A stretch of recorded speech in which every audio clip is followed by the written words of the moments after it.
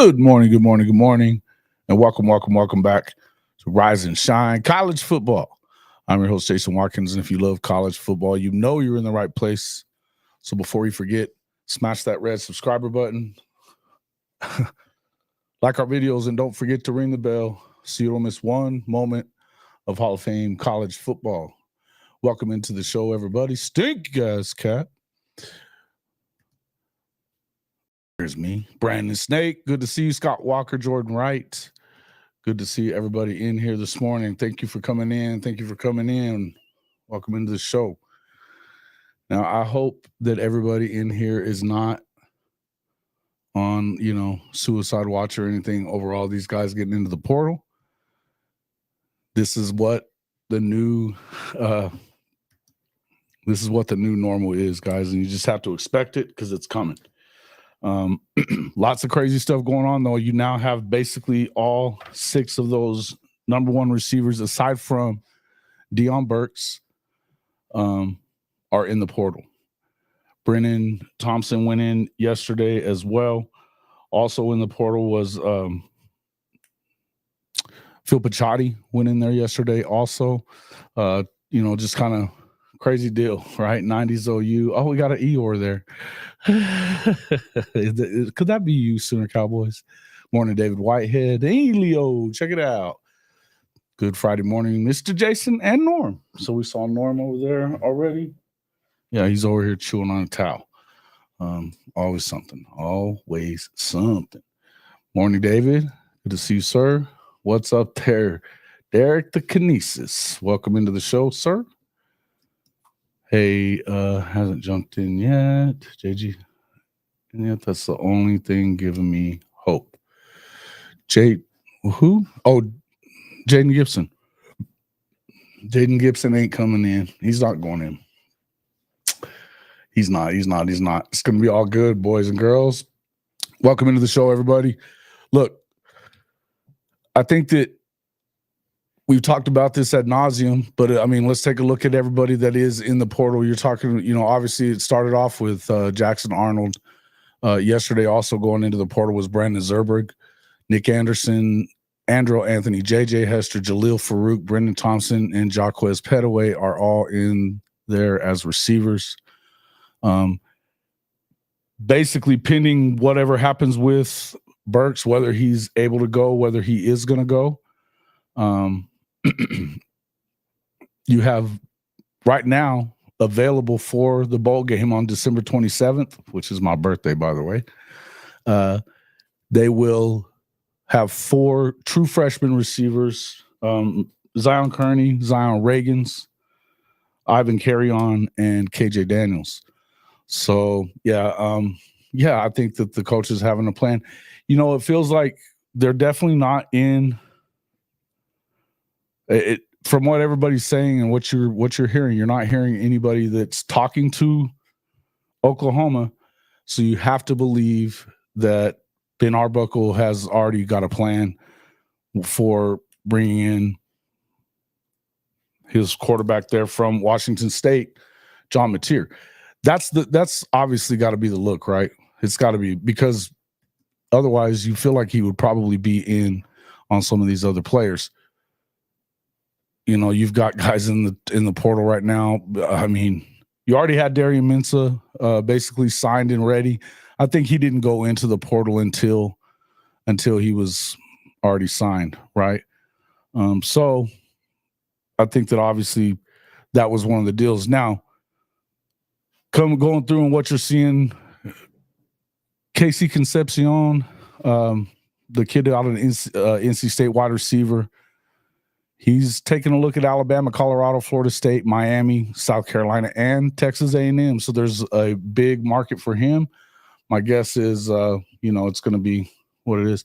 Yours is the 30th. What's up, Tyrell? Good to see you, my man. Yeah, good stuff. Yeah, it kind of always sucked for us, right? Growing up, you just don't. Yeah, this is your birthday and Christmas. Always get screwed. Sooners fans still freaking out. Man, I saw it a lot yesterday, and I've been intentionally trying my best to stay off of Twitter, but that's the only place you really end up getting a lot of news first. You know, a lot of the sites, you know, even whether you're watching The Athletic or On3 or any of the, you know, recruiting sites, generally speaking, nothing really pops up right away. It always pops up on Twitter first. So you got to kind of keep an eye on it. You know what I mean? Let's see. At least what I saw and heard. What did you see in here? He shut down the A&M visit. Concepcion did? Wow. J-Dub. That's what people call me sometimes. Fatty, what's up, my guy? Hey, thanks a lot, my man. Appreciate you.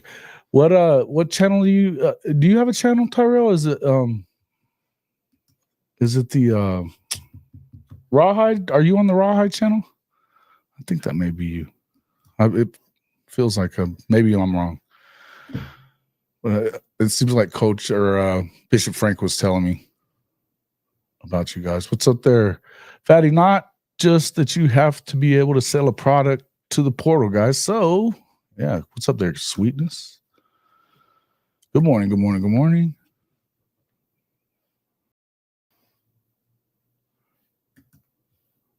Got to give an apology to BB's actually getting big name guys who are actual dogs visiting, not like last year, brought in a bunch of jacks. Well, there's no. Okay. I guess Bishop Frank was telling me. I don't know. Do you have a channel? I guess I'm sorry about that. Let's see. Who else we got? Bishop Frank must have told me another person. Let's see. Shut down the A&M visit. Hey, man, that's I don't know. I mean, you don't really want a guy like that at A&M. You know what I mean? It's when you start looking at all the guys that are going to be there. Look, I'll just say this. If they're not being super, super huge right now and going what it is, it looks like Isaiah Hunter out of Cal is probably somebody that's on their list pretty highly. That's basically what you're starting to hear a lot of. Also, got a scheduled visit from Jaron Bradley. Sorry about that. And my thing is that you keep hearing about Chris Hudson. If you've got John Mateer coming in, you have to expect that Chris Hudson's probably coming with them as well. Stud, another really good player. Chris Hudson was also at Oregon before that. So like him as a player, he's a stud athlete. He seems to get better all the time. So, we'll kind of have to see what happens. But yeah, and as far as the offensive line is concerned, man, if this is Sooner Cowboys, and I'm assuming this is, it's probably going to be good, man. It's going to be good. Let's see. Good morning. Good morning, T. What's up, man? I already hit the like. My man. I was glad until I saw Shador Sanders rushing yards for the year. Then I thought things aren't that bad. It's all going to be good, man. It's still all going to be good. Sooners, stop panicking. It's all a part of the business. Trust the process, Boomer Sooner. Thank you, Clem. I like it. And look, I think that you have to clear out that space first, figure out what you're going to get done.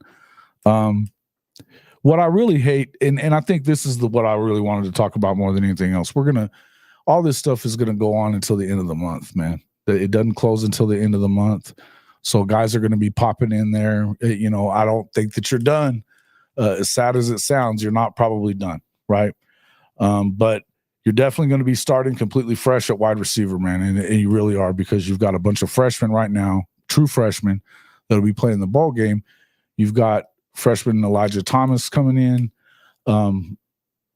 In recruiting, they basically shut down. It felt like they shut down the recruitment of the other two guys that ended up decommitting about a week out from signing day. So clearly they were going to be busy in the portal. Everything that you hear is that there's at least upwards of $20-25 million available to go get big name guys that can come in and get the job done. You're talking about the offensive lineman. You got the guy coming in, the number one offensive lineman in the portal is already going to be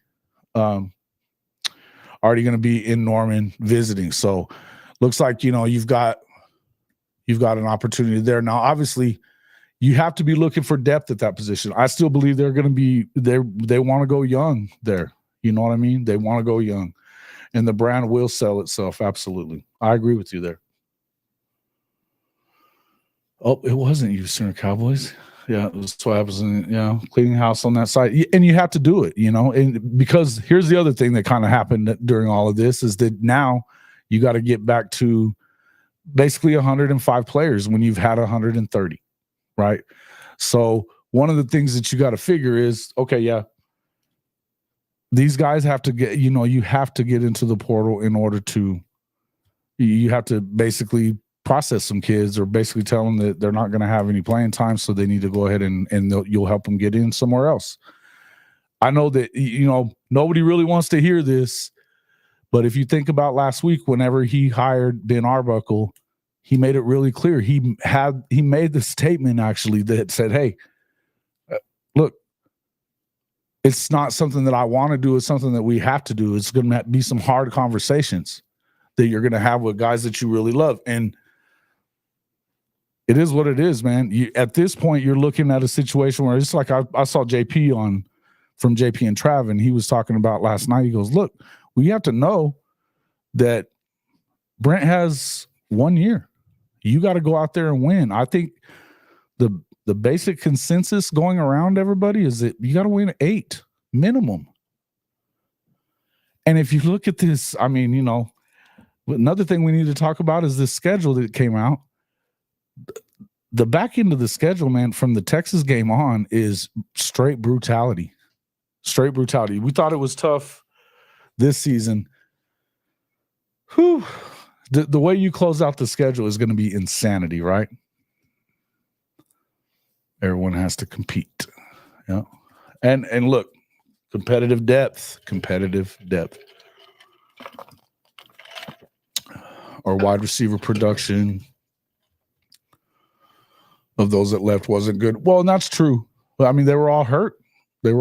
Man. So, look, I'm not going to sit here and tell you that we couldn't use, that we wouldn't be able to use somebody like Nick Anderson if he's healthy, right? I know, it's easy to say that, well, he's never healthy, blah, blah, blah. Come on, man. He had 37 catches as a redshirt freshman, 10 touchdowns, and then 37 catches, almost 800 yards. And he wasn't the number one guy. It started off, it was basically Andrell for the first part of the year until the Texas game. And then Drake Stoops took over. He had a bunch of catches, but when it came to touchdowns, he put them up there. And the other person that really stepped up, and you're hearing a lot of people talking about firing EJ, which is just because all these guys are getting in the portal. Look, again, I think there's a reason that you're not hearing that kind of stuff coming out of the Switzer Center. It's just, it is what it is. With a competent offense, we're 10-2 this year. This year coming up, or last year. I think with a competent offense last year, you could have been too. But this season coming up, if you look at this schedule, Ben, it is brutal. Hold on. Let's see, where is it? So the opener is Illinois State. Then you host Michigan at Temple. Then you host Auburn before your first bye week on September the 27th. Then it's Kent State at home, Texas on the road, at South Carolina, Ole Miss, at Tennessee, another bye week, at Bama, and then home games against Mizzou and LSU to close it out.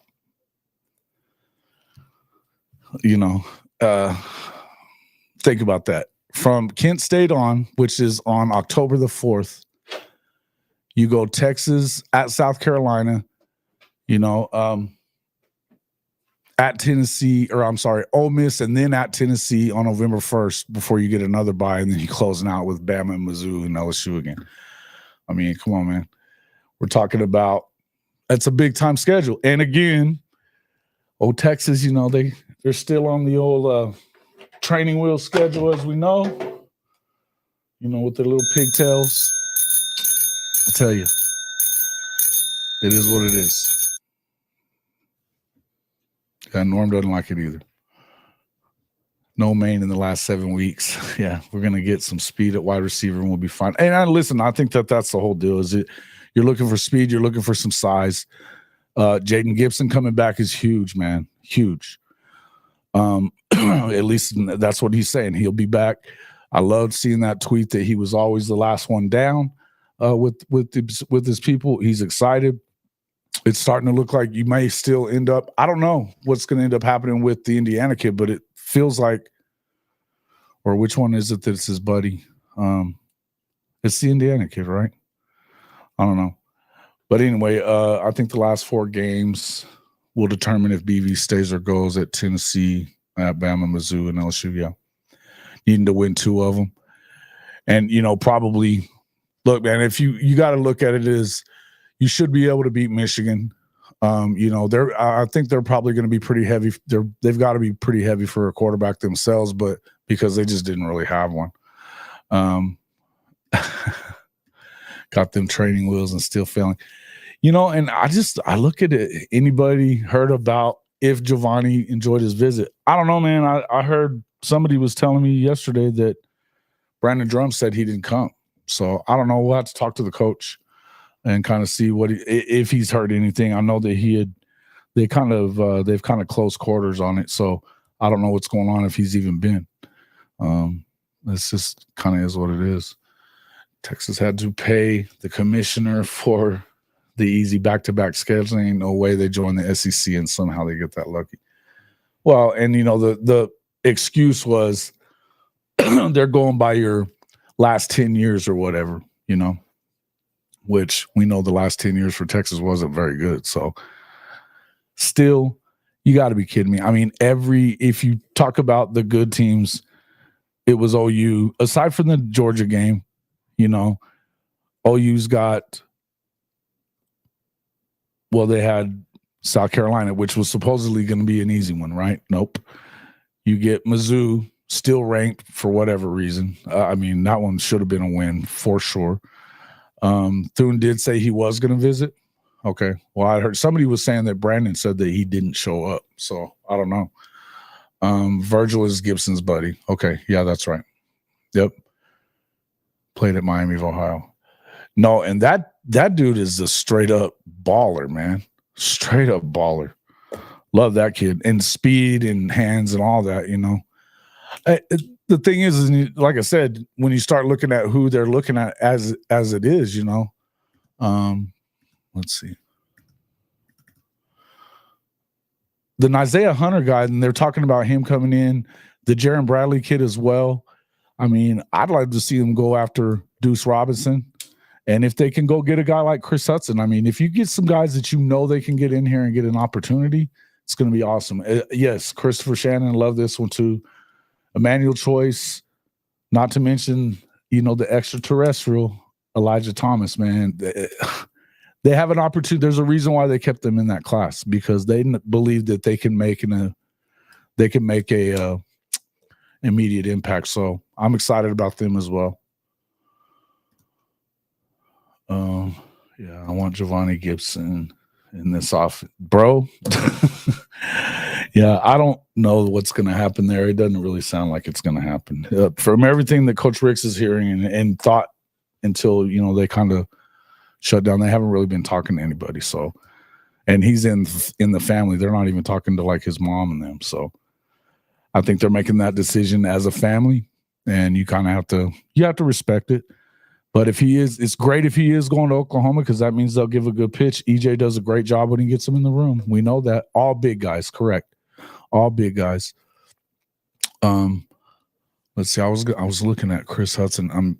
I think maybe he's not the biggest dude in the world, but the rest of them are all big dudes. And then I'd love to see. I've heard some rumblings about Deuce Robinson as well, because he's a baseball player too. So I thought he was going to go in and play tight end for them at USC. He's been a receiver instead. He is a stud, man. He is a straight up stud, and he's highly ranked. So I don't know, man. If we're talking about getting impact players, those are the kind of guys that you got to go get, right? Yeah, nothing shorter than 6'2". Yeah. Sweetness. Guys, actions speak louder than words. We had a portal O-lineman that played more than any O-line in the SEC. That was a huge failure. Texas billionaires bought the SEC. And do y'all realize how many billionaires there are in Texas? So what? The money's there. Their money's there, and look, it's competitive, no doubt. There's an arms race. We talked about this the other day. This is an arms race. It for surely will be. But on top of that, if like receivers there's so many of them. I mean, we've talked about 5 or 6 of them just in the last couple of minutes. Which one of those guys would bother you if you ended up with him? If any 3 of those dudes, your money, right? Any 3 of them, you may end up getting more than that even. I don't know why you would worry about it at this point. They literally said that, hey, we're going to take the money that we would have to pay you on a buyout anyway, and we're going to put it in your players. Let's go get some difference makers. I feel good about it, man. And that defense is going to be loaded. It's loaded, man. It just continues to get better.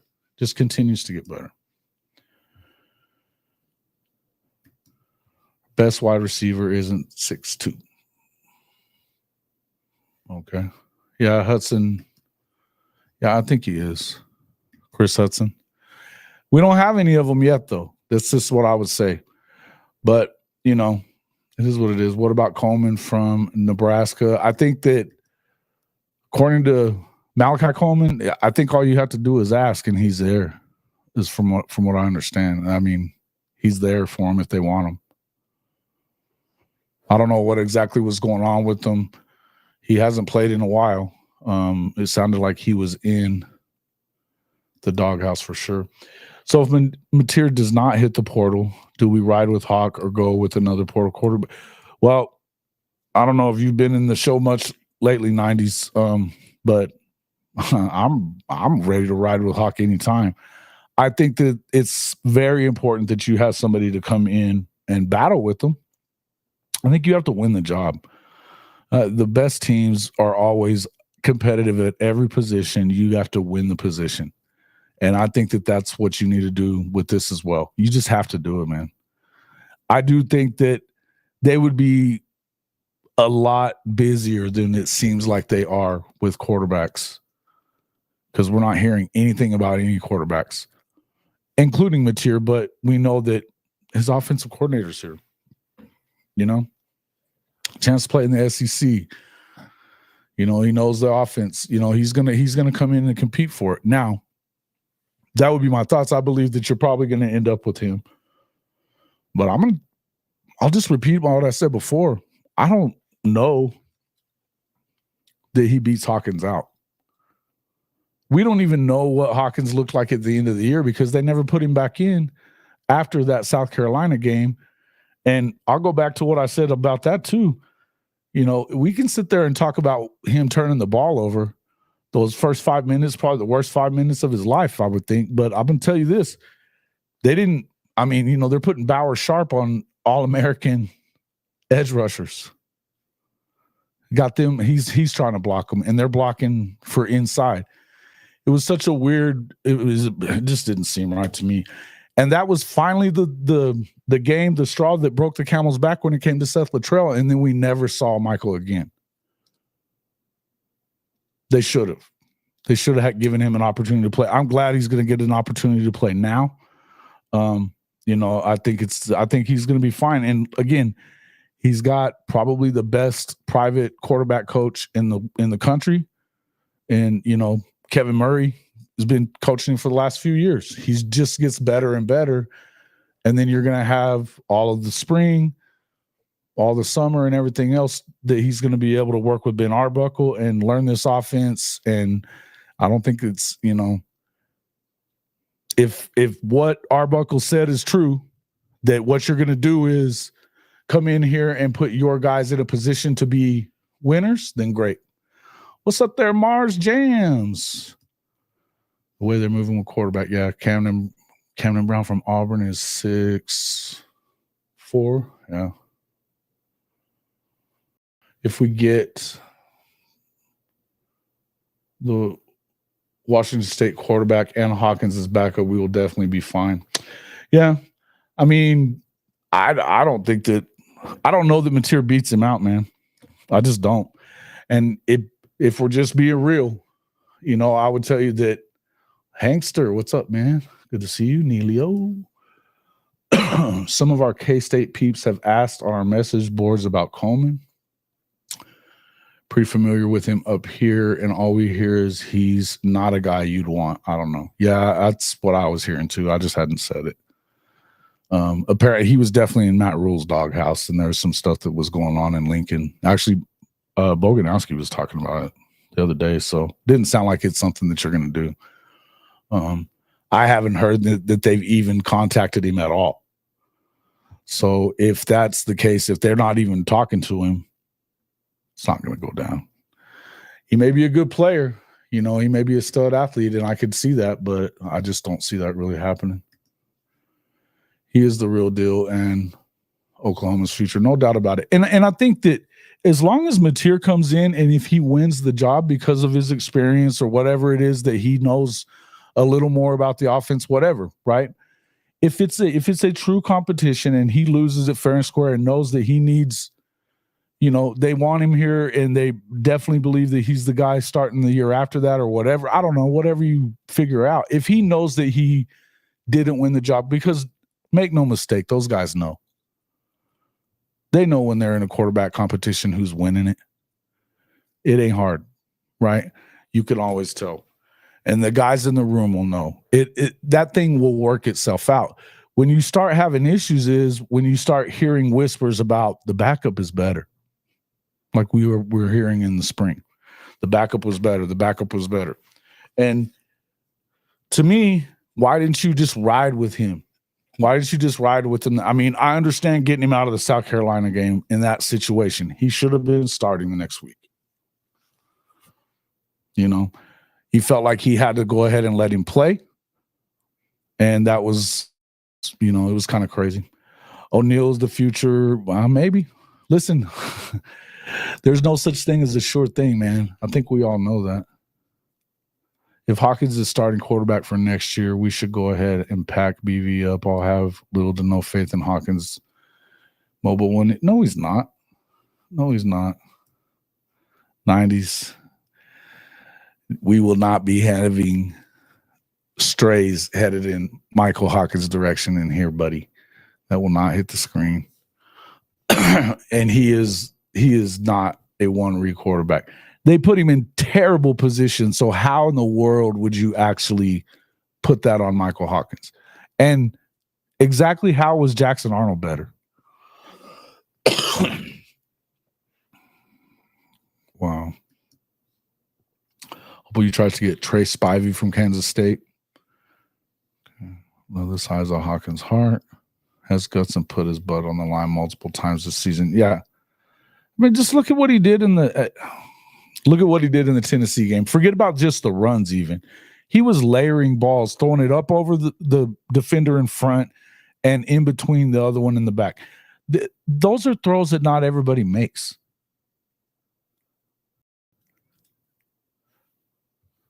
And on top of that, when you're a one-dimensional team on offense because your coordinator don't have a damn clue. There was lots of things that happened. Yeah, you could see that he was better.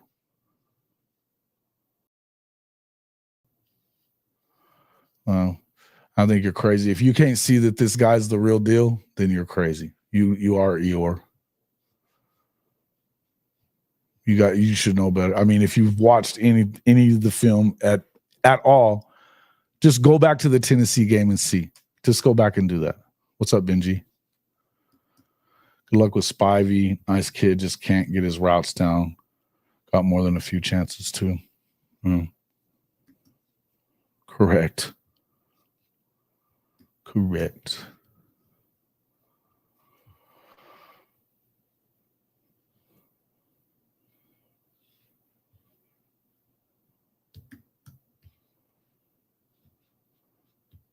Has to have a couple of seconds. Ours did not. Yeah, I mean, look, man, there was nothing good about it. And I'm with what, we get Boganowski in here on Mondays along with with Marcus Dent, and both of them talked about, and I think Marcus Dent probably said it best as far as last Monday. He was talking to me. He goes, if you think about it, it was the week going into the LSU game. And he said, Joe John and Kevin Johns, I mean, we know Kevin Johns they had him doing advanced scouting. He's a quarterback coach. He's been a coordinator. And if you look at the Alabama game, did that look anything like either Jeff Lebby's offense or whatever it was that we were seeing from Seth Luttrell and Joe John? No. So the way I look at it, it's just, yeah. Yeah. He also had a lot more opportunities, buddy. He played the whole last part of the season. Bud. I don't agree with you, man. He needs time. He didn't get time this year. We're going to find out. If he does need time and the guy beats him out of the job, then fine. As long as you don't lose Hawkins to the portal because you don't give him an opportunity, I'm fine if he doesn't win the job. That's what I'm telling you. If they don't give him an opportunity to win the job and you just hand it off to somebody that played in the damn Mountain West and couldn't beat UNM or Wyoming in the last 3 weeks, come on, man. What are we talking about?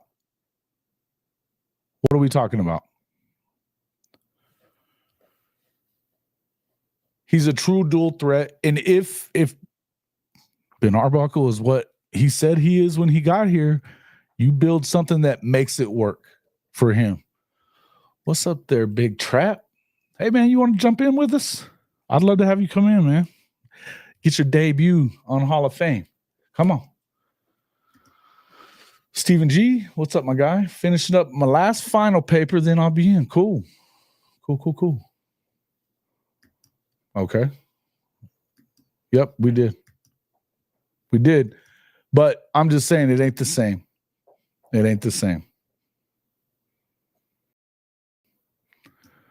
It's not going to be the same deal. And if Arbuckle really does believe that you put the best player in the best position to be successful, then he shouldn't have a problem with whoever is the best guy for the job. People keep telling me in the comment section after videos that it's not an air raid. Why is it not an air raid? It's a lot of air raid stuff, but he's definitely not married to any one thing. I'll say that.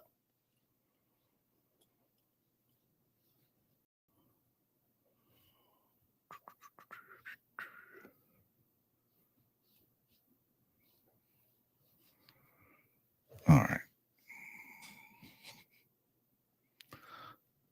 What's up? Hey, man, thank you. Appreciate it. Billy on 2005 channels my new shit. Well done. Hey, thank you, man. Appreciate it.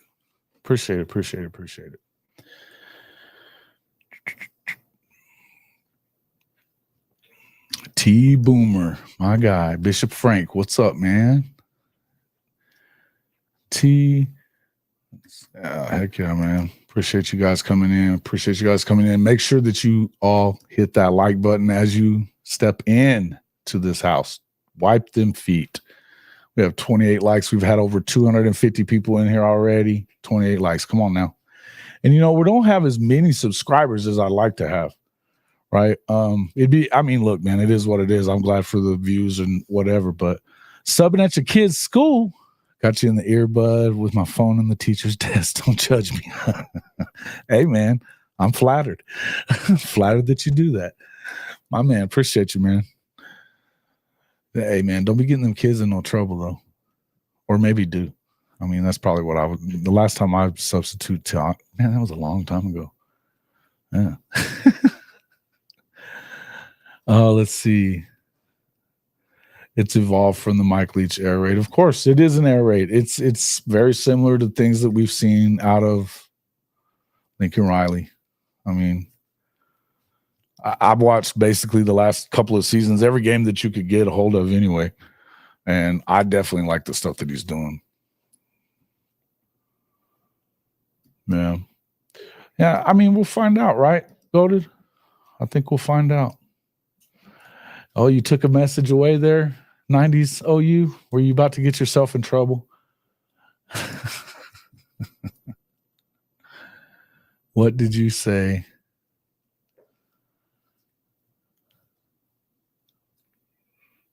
Hit the like button and share. Thank you. It's evolved from the Leech Air Raid. Let's see, like, share, and hate on Texas. Yeah, why not? The brand has finally returned. Fuck your brand.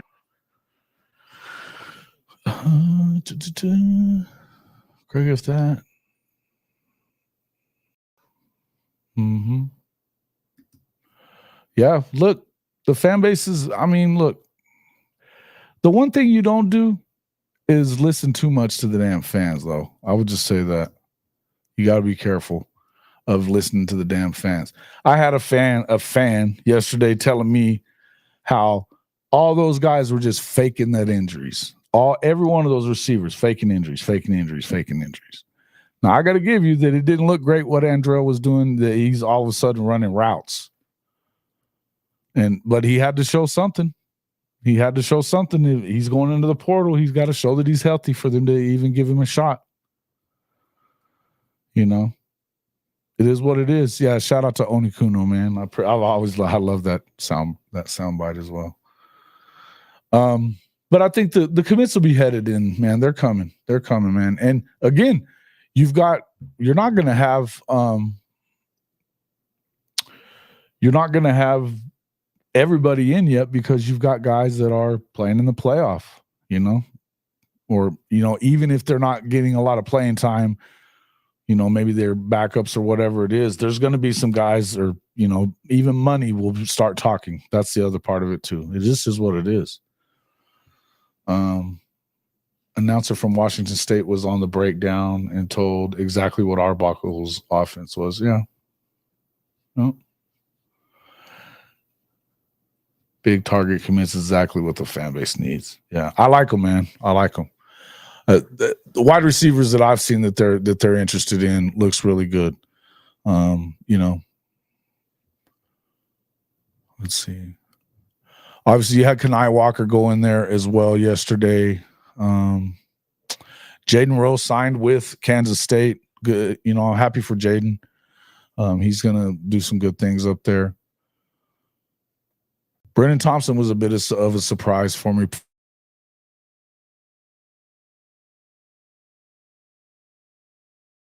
He was gonna be really good.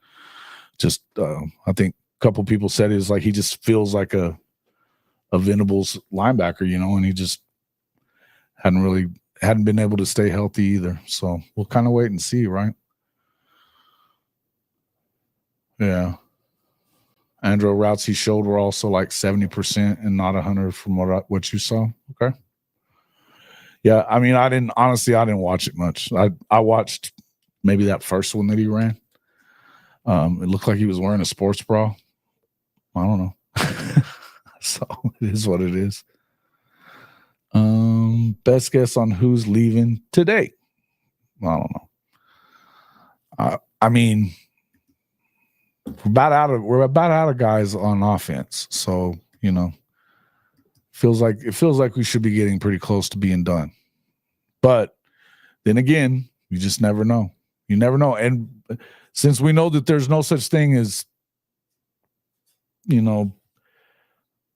tampering's not a thing. You better be tampering too. So try to get Onikuno on the show. He's been on a few times, but I'd have him on anytime he'd like to, man. I like Onikuno. He's my guy.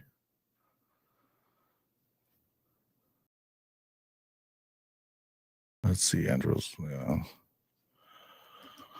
What O-line is getting in the portal? Mostly just, you had Joshua Bates go in, and then the rest of them were basically the walk-ons. Evan McClure, Kenny Wormy, and Ty Kubasek.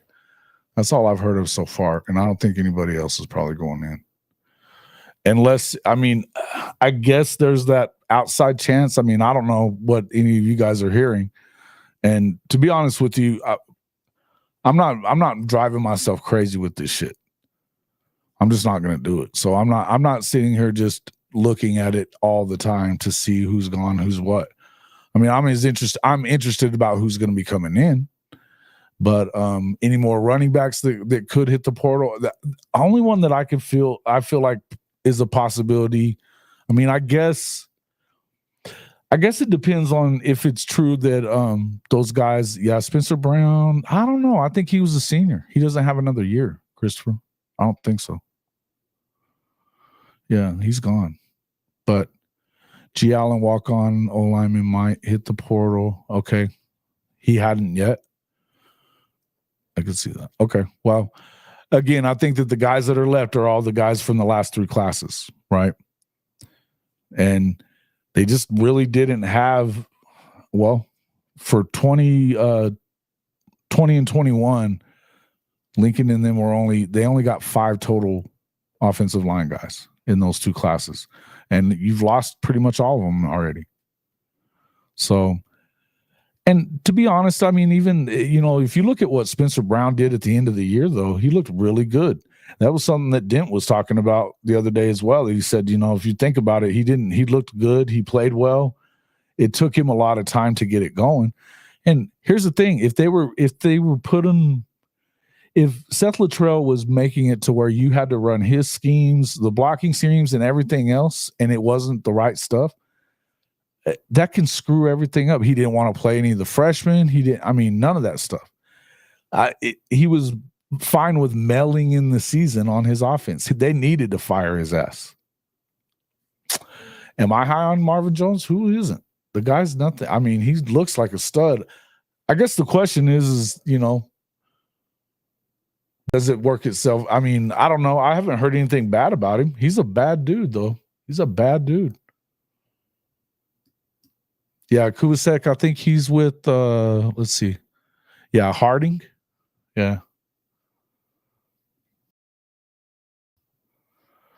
That's on BB2, not just Lincoln Rock. Of course it is. Of course it is. But whatever happened there, I mean, I'm going to tell you this, though. It is a lot of it is on Lincoln Riley, too, Benji. And you can sit there and say what you want, Mr. Texas guy. But whenever you have a yoga instructor, and you've talked about this yourself because y'all had him before that, Benny Wiley wasn't inspiring a bunch of badass dudes to come in and, do his little high school workouts, Tybo and shit.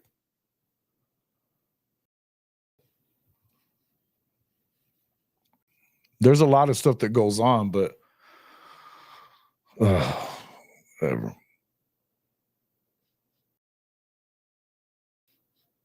Yeah, of course he's in. I mean, hell, he just got the best offensive line class in the country too, by the way. Better than your boy Kyle.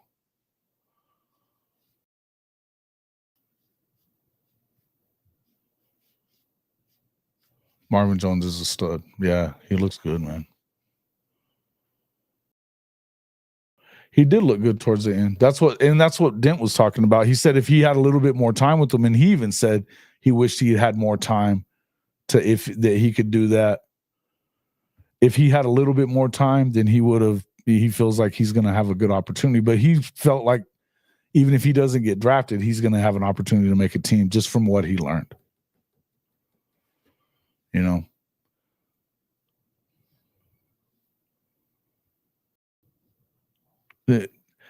That's bullshit, too. He put back-to-back guys in the first round of the draft. Back-to-back guys that he brought in. Wani Morris is one of them. And then Tyler Guyton was a bench-warming freaking defensive tackle at TCU. He gets him in 2 years. He's a top 20 pick.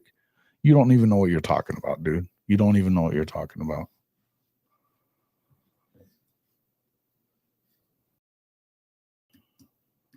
Yep. Smaller and smaller and smaller and smaller. That's cool. Hey, man. Won't hurt my feelings. That's just another big-time player to stick in there and get, Look, here's the thing. When you see what this defense is trending towards, and it's just going to be, you're going to have an opportunity. MJJ isn't good enough.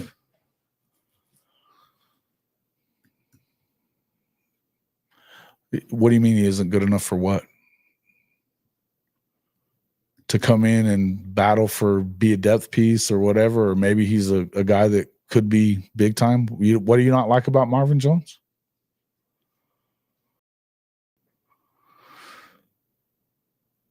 Well, I know this. If they're developing guys anywhere, the defense will get it. It will be there. If they're going to get anything out of him, it will be there. Look at were you probably one of the ones that was saying that it was stupid to get Trace Ford? Because I know there was a lot of guys that was doing that. A lot of guys doing that. And he was huge the last 2 years. He's had big plays both years. So this is what it is, man.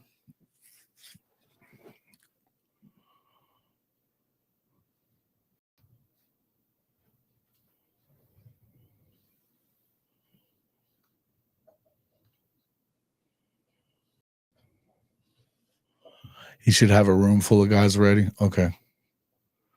He does have a room full of guys that are ready. He does. They were getting ready and getting better and better all throughout the year. You have to have the depth is what you needed there. And all these injuries and everything else. I'm not even paying attention to what you're saying anymore, bro. Because you're just bullshitting now. You're just worried. Are you starting to get a little concerned that you guys are going to get knocked out at home in the first round?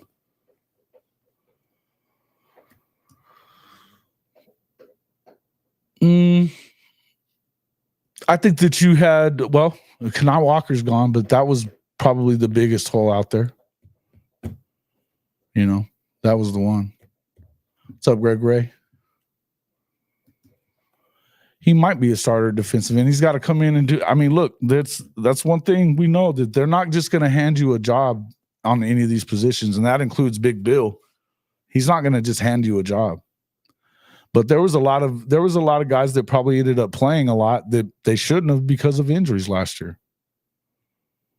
It is what it is. And a lot of people like to listen to Sooner Cowboys, but let's not, it wasn't a Big Bill problem. It's still not a Big Bill problem.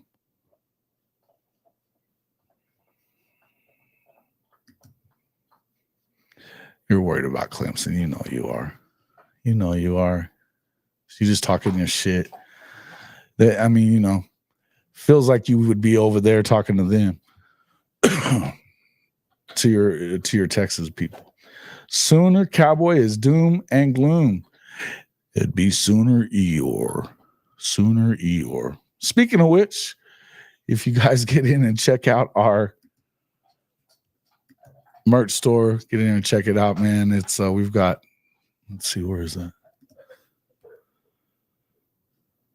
Here we go. We have the merch store. Sooner Eeyore says, why would we even show up? And that's exactly how a lot of you guys are acting. Like, all the stuff that happened this whole year. And they went 6-6 with the entire receiver room decimated. How many different combinations on the O-line? How many guys got knocked out for the entire season playing O-line? I mean, come on. Get in and check out the merch store, man. We've got a lot of different designs. You see, I'm wearing my new zip-up hoodie myself today. With the Hall of Fame logo, but we have a bunch of those. We have the Alabama State Champs stuff in there as well. There's all kinds of good merchandise in there. Different horns down stuff. I mean, there's just, get in there and check it all out. And I think you guys will like it, man. But the Sooner Eeyore shirt, I actually sent one, or I sent him the link this last night. Sent Sooner Cowboys the link because he is he was our inspiration for Sooner Eeyore. Instead of Sooner Cowboys, he's now Sooner Eeyore. Why should we even show up? Do I have a Hall of Fame tee? I do. Matter of fact, there's a couple. I actually have a couple that I'm gonna upload here in just a little while. I will hold on real quick. On products. You got the Always Meant More at Oklahoma. This one, you know, hey, you got to get your phone out there and take a look at that there, Benji. It's a little message for you. There's the Hall of Fame hats with just the football on it from our logo. And then the other one, there's the Coaches I Don't Give a Shit shirt as well. I meant to order that the other day, but there's the regular pullover hoodies, all different colors. We've got the Sooner Magic as well. A lot of Alabama State champs. Hey, Coach Rick's is right off that left ass cheek shirt is in here as well. Texas Fears, Oklahoma. Yeah, I got a lot of different stuff. This is the one, but I'll I think I had another one in there, but I'll get in there and check it out, man. Great prices and stuff. And if you have, we're gonna start running the special here. If you spend over $75 in the store, then you will get free shipping. So I'm gonna update all that stuff as soon as we get off of here. Probably not gonna go for as long today because I got some other stuff going on. But yeah, man, I mean, jump in there, check that out. If you're looking for more just your officially licensed gear, you can go to our partner store on Fanatics. It's hofmedia.us/fanatics. That's hofmedia.us/fanatics. Yeah, I'll put that one in there. I think it may be I didn't finish that one for some other reason. I don't know, but I'll pop it in there. Run a little small, rip the sleeves on a 5X. Really? Is that right? Which one did it? Huh. I'm trying to look at which one was that happened on, Goldie? Damn. You're a big fella. Ripping the sleeves on a 5X. Boy, you got some muscles, man. Come on now. Shit. Well, I want to check which I'm gonna go back into the email and see which one you ordered because I want to make sure we get you another one out. And we need to find out about what's going on. Ask about the horns down hat. That's the hey, it's hofmedia.us/pod-merch. I'll put it in here. And then also you've got hofmedia.us/fanatics as well. Make sure you jump in and check them out on that one. No matter what the deal is, the best deal that you can get on Fanatics that day is going to come through our site, our link right there. So right now is a good time if you're looking for. They've got a lot of clearance stuff, but I think yesterday they were like 70% off a lot of stuff. So that's it's a lot of different stuff that's in there. I'll make sure that I get that in there, man. I'll make sure I have that in there. I'm a lean 170 pounder, bro. Okay, well, got them big muscles on them arms. Okay, that's what I'm talking about. I'm gonna say yes. He was a lot of wide receivers still.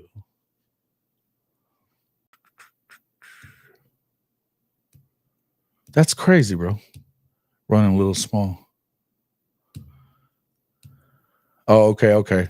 If it's not good, I want to make sure. I mean, look, you guys are able to talk to me all the time on there if you have any issues with any of the stuff. In fact, so I definitely want to know if something doesn't work, man. Okay, cool. I'm glad you were just messing around. That's good stuff.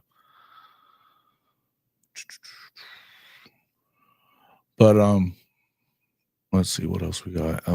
Yeah. Hey, listen, the main way, the easiest way to help us out, you can also become a member of the channel for just as low as $2.99 a month. You know, that's less than a cup of coffee. We all know what that costs. So look, jump in there, do that, get in our Discord. When the polls come back out next year, you'll be able to vote in the polls. And we're really going to do, I think, a little better with that one next year, having more people doing it and just obviously easy to go. But hey, man, this channel is growing. I really appreciate it. I'm happy that everybody kind of gets in here and mixes it up a little bit. You know, I know everybody no, I'm not even going to get into all that. But no, man, I appreciate everybody coming in here. We love the show. we love to be able to interact with you guys, and we keep on growing. We've been doing really well this last couple of months. We've had more views than ever, and actually, we're getting ready to hit 1 million views for the channel, man. And so that's actually big for me. So we're not too far off. I think we're at about 930, I believe is what it is right now. So 930,000 views lifetime for the channel. So the 1 million views are coming up, man. 1 million views are coming up.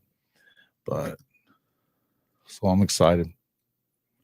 Top of my hoodies are long sleeve sweaters. Temps are getting chilly. It's getting what's chilly down there, Benji? I don't think I've been to Austin that it was under like maybe 60 degrees. Love it down there. Hey man, thank you, Golded. I appreciate you, man. Are you even okay with the doom side coming in sometimes? Yeah, as long as you're okay with getting it back, bro. It's like you got to have thick skin to come in here and talk shit. I'll just put it to you that way. Bishop Frank, you gifted memberships again? I got to get back on the other side so I can see it. Yeah, man. Thank you, bro. Appreciate you. Hey, Bishop Frank is always making sure that we get gifted memberships. Our membership grows every month because of him. Can't thank him enough, man. He's our guy. So that's 2 of them, and Brandon got 1 of them. My guy, I love it. He was first one in today. Where's Ryman Lemon at today? And then who got the other one? That I think that's the Agate ID. That's the stink ass cat's other one. Unless he was just messing with me the other day. Shout out to Bishop Frank, man. You are my guy. Appreciate you. Let's hit for the cycle. What? Yeah, let's get it done. Bishop is the man. He is my guy, man. He's always taking care of us in here. All right. Yeah, that is. That's what I thought. Well, I appreciate you, man. All right. Throw them horns down. Some OU DNA. But we definitely, man, I feel like we have to be a little more. We got to be a little more optimistic about what's going on. Listen, man, I understand. It was a tough year. It's a tough year for everybody, bro. And it's tough to come up with stuff to talk about that isn't negative. I'll tell you that. And I get it that some of the stuff, looky there, you'll overlook. Finding uncanny cunning kinks. Ooh. What? I don't know. I'll overlook. I got OU inside my DNA. Yeah, heck yeah, bro. Bishop Frank. 60s is cold down there, right? Yeah, it generally stays pretty warm. I know whenever I was in Houston a couple of years ago when we were doing the Otis Taylor Hall of Fame stuff, trying to get him in, and it was, man, I got there, I think I went in like February, and then I went back around June. By June, it's already brutal down there, but it was warm. Yeah.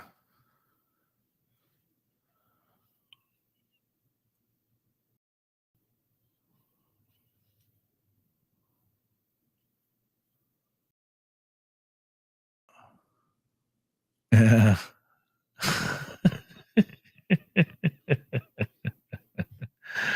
Right back at you there, Ryman. Right back at you. Dog. Hey, Ryan Park also gifted a membership by Bishop Frank. Man, thank you, Bishop Frank. You are the man. That's awesome. That is awesome.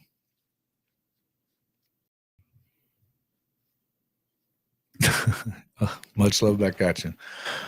All right. So, all right. What are you guys thinking about this Bill Belichick thing? I can't for the life of me understand why he took that job. I mean, I know they're tossing a shit ton of money, right? Yeah, I'm not big on cold either. Was that another one? You got another one in there? He did it again. Oh man. Appreciate you. Yeah. New members, make sure you jump in the Discord. Yeah. Hey, if you go to the membership page It'll show you your perks. You'll be able to use those new emojis, the emojis where you know horns down, and the OUDNA one. Gave him a list of demands he expected of an NFL job, and they met it. Yeah. You think he'll leave after 2 seasons? Damn, you're already running him off there, Benji. I think that was a big part of what was going on, though. Too, I agree with you. I don't think it's a long-term thing. Feels like what they might have been stuck on was having his son take over for him at the end of it. So whenever that may be, right? But from 10 million to nothing after June, yeah. Listen, that's pretty badass. Think it's not going to end well. College and the NFL are different games, but are they? Because here's the thing. I guess I can see it though, because if you're Carolina and you're trying to navigate this, and make no mistake, Carolina is one of the largest brands, period, in America for college programs. I understand that it hasn't been a football brand. It doesn't matter. It doesn't matter. But we do know that, yeah, well, Mac at least knew the college game and recruiting and NIL. Well, did he though? Because, I mean, I'm a fan of Mac. I think that Mac is I think he's one of the greatest coaches that have been in this era for sure.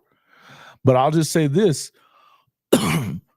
This is a guy that knew the cap, that knew how to work it, everything that's going on in the NFL. And that's exactly where college football is headed right now. The money is growing big. They're going to have a salary cap. They'll also have a big NIL dollar. I'm just telling you, man. I think that's what it is too. I think that Shotty's exactly right here. A lot. It's what I was saying. He certainly did it so that he can get his son a head coaching job. His son was doing a great job as the coordinator this year at Washington, man. He's done really well. So, you know, when they beat USC, it was basically because they shut down Miller Moss there. And you watched him I was watching that game, and he definitely adjusted after the first half. It looked pretty good, man. But in the end, this is also, it's putting the people on, but it's also showing them how to run an NFL style franchise. And I think that's what you have to do with the Sipping Sooner, man. Look at this. They love these decrepit old bastards. What's up, my guy? Where you been? Where you been, bro? Are you off today? What's up, dude? Let's see. Ben Kitchens is already that. He's going to hire Brady to be his quarterback. Did you see what Brady said about him? Who was it that told me to go watch that video? They were dogging his ass. We don't think you're a very good player, so, you know. This is how he'll be recruiting it. He's not going to recruit. He's just going to tell him what the number is.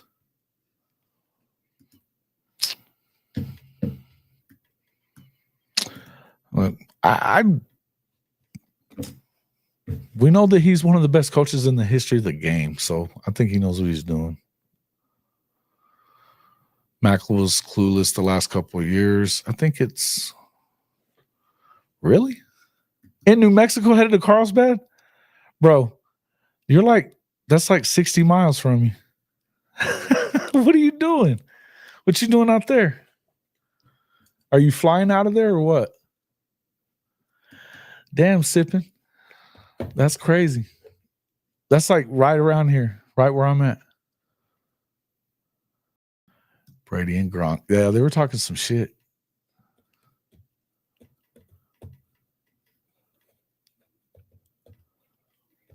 They're not gonna go coach over there. They don't even Brady and him weren't even really like tight whenever he left. He was pissed at him.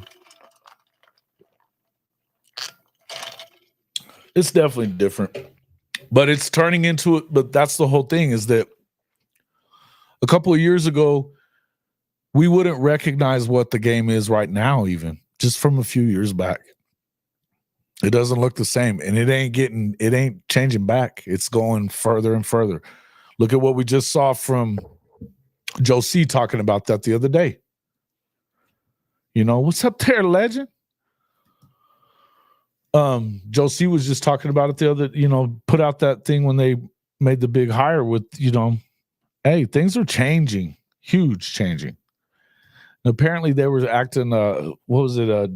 Dean Blandino was saying last night, something about that they were firing Curtis Lofton, that he wasn't going to be the GM anymore. And it sounds like he's not going to be the GM at some point, but this because they're going to move him up to like a different position. Dumbasses. Can we fire the Fedoria? I don't know. I don't know how long it's going to take to do that. Man, he may be entrenched. I think if anything, and I don't know, Stephen G said something about this, the non-revenue generating sports and stuff, you're still going to need an athletic director for that because it's going to be different. Man. Teams get old, Teams get old. And actually, if you think about the last few years that Brady was there, he wasn't taking those pay cuts anymore. I'm not looking to say that we have to fire him. I think that there's some things that are going on that he needs to get right about, for sure, Craig. And I'm a fan of Joe C, man. Don't get me wrong, but there's a lot of things that are going on. Yeah. No, I agree.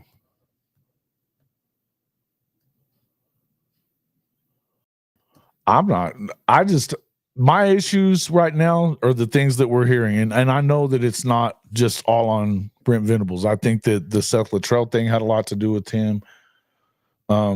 I wasn't really excited about what happened last year with Jeff Lebby and the Art Briles thing. I think he threw him under the bus. But I was just as pissed off at BV for allowing it because I think that was bullshit. That being said, the guy has certainly been amazing at his job for this amount of time. I don't know that he's the right guy to continue to control football and stuff with NIL and all that stuff anymore. I just don't know that he is. But that's a reason why they've brought in all these other guys, right? And it sounded like he understood it at this point, right? To you, he's like Jerry Jones. Wow, that's that's harsh. I wouldn't go that far. I would definitely not go that far. No, they're going to have a GM person. I mean, they have a GM now. So it is what it is. And now it's turning into a full-on front office, NFL style front office. Let me see if I can find that letter that he wrote, because I think it's worth noting and talking about, because it was. And again, I think that we shouldn't go too far in this slander of old Joe C,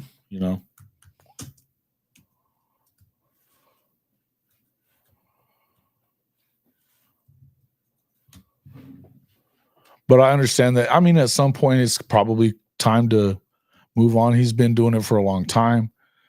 But he was what Oklahoma needed when he came. And he hired one of the GOATs in OU history, man, So it is what it is. I'll go back and find that letter that he put out.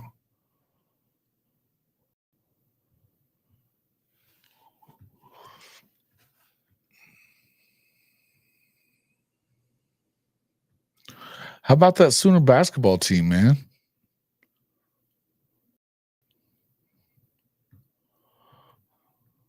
Looking good so far.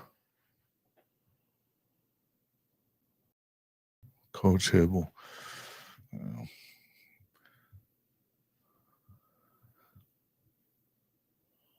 Well, it's not just right here, I guess. I thought it was too. I don't know where it's at. It's probably on the website, right? If one of you guys could jump in and throw that in the Discord, I'll grab it and we'll look at it in a second.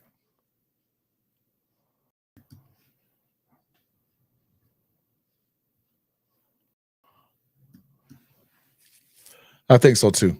Yeah, that's what you were making that point last week too, and I thought you were probably right. He's going to stay on, and they are look, taking care of the women's sports and all that other stuff. And I think that's part of what you have to evolve from, because in order to run these things like if you're going to compete at the highest level at this point and in the SEC, then you have to be on the cutting edge of everything. You can't be lagging behind and doing it after everybody else. And I will say that you can say what you want about Joe C, but he has not been having a hard time moving into these things and moving forward. As much as we might want to talk about the whole medical deal and what that entails, and there's people that are blaming that stuff on Joe. You know what I mean? That's what's going on. But I would tell you that you know what, Legend, I did, and I was crashed, man. And then I got up and went to work and then came back. So no, I hadn't looked at it yet. What's up there, Dez? Good to see you. But I would just tell you that, yeah, the basketball's looking good. I think that I don't know that the new stuff is what he's even built for, right? And so that's why they're bringing in former CEO from AT&T to run things, and and guys that have been in NFL front offices and learned to do those kind of things, right? So I feel like it's one of those deals where it's he's probably transitioning to that other stuff as well. But the new facilities and stuff like that, I don't know that that's all him either, though. I mean, I know that you're hearing a lot of stuff about what's been going on with the city of Norman when it comes to the Noble Center. The baseball facility, stuff like that. Look, I mean, I know that he got a little bit upset about it, or was saying it's time for you to bump up your, give us some more money and we'll make sure we have it. So it will be what it is, man. I won't slander Joe Cena. I've seen the past ADs we've had. Look, hey, think about it. Former Heisman winner and stuff, and it did not go well under him, right? This is what it is, guys. It is what it is. I'll check it in a minute, though. Ooh.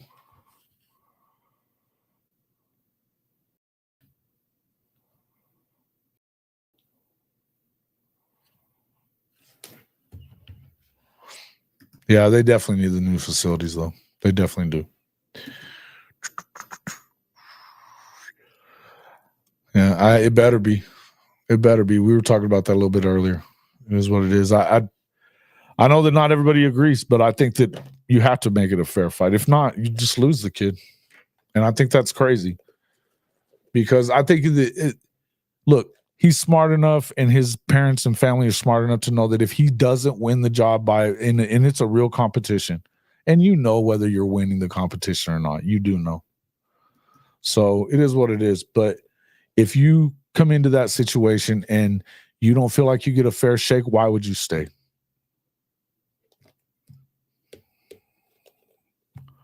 I'm not. Don't worry. Shut up, Lemon. Oh, man. Baseball is SEC's second sport, so we need to upgrade them hopefully soon. Well, look, they just built Love's Field, though. I mean, it's not like he hadn't gotten anything done. So, I mean, boy, Oklahoma fans we are all having a hard time with patience these days, right? Sheesh. That's true. No Stoops, no Patty, no upgrades to the football stadium, and no new softball facility. Correct. That's what I was getting at. Thank you, Brandon. We are certainly these days not a whole lot of patience anymore. And look, I get it, man. It's been too long since they won a natty. Sometimes you got to go through some shit. They definitely went through some shit. If you can get through this year, and to be honest, and I mean, you can call me a sunshine pumper if you want to, it could have been a hell of a lot worse than 6-6. It could have been a hell of a lot worse with that offense doing what that offense did and didn't do. Shit, It could have been a lot worse. And I know it's that vocal ass minority of fans, but they are the loudest. And like I was saying, there was a guy on Twitter yesterday that was just sitting there dogging these players, saying, and here's the one thing, like, look, I understand that what Andrell did, his video, it didn't look great. I still think that it's crazy stuff, right? Yeah, absolutely. He's not, you think if he's, I'm going to tell you now, he ain't just going to step aside. If he gets beat out, I think that he knows that, hey, I'm still young. I've got time. It takes time. You're not just necessarily going to get the starting job anywhere you go. But if he doesn't feel like he's getting a fair shake, then yeah, you leave. And if that happens, you lose Malik too. They better let it be it better be a competition. That's all I'm going to say about it. Just like the whole rest of it. And Venables said at the end of the year that we're not going to do things on offense the way we did before. He admitted that he made a mistake in the hire. I don't know that was all his hire. You guys know what I feel about that. But I'll just say it. If you're really going to take a step forward and if you're going to learn from your mistakes, one of the big ones was anointing Jackson Arnold. And there was those whispers that were going on during the spring, during the summer, during fall camp, that he was the better player. And it took until Jackson just continued to show that he wasn't getting it. And he was afraid to go down the field. Shout out to Trap. I mean, he was talking about it on his show. He's throw the damn football. That's what we saw Burks on the sideline during the Mizzou game. Throw the fucking football. Yeah, man. The vocal louds. Yeah, the vocal minority. Yeah, they're loud. But Nick Anderson, he literally had a torn quadricep. What do you want him to do? And apparently they didn't even, man, it was so bad. Didn't help fans screaming for Arnold all last season. Oh, I know it didn't. I told you guys before the end of the year, if they can keep Dylan Gabriel, they better keep him. Because you need a guy that has experience in this first year. Nothing doing. Nobody wanted it. Yeah, you're right. Well, after the Bryles situation, that was a done deal. Even if he hadn't gotten that job, he was going to get the hell out of here. It embarrassed him. It embarrassed his family. I'll still, you guys know what I think about it. So,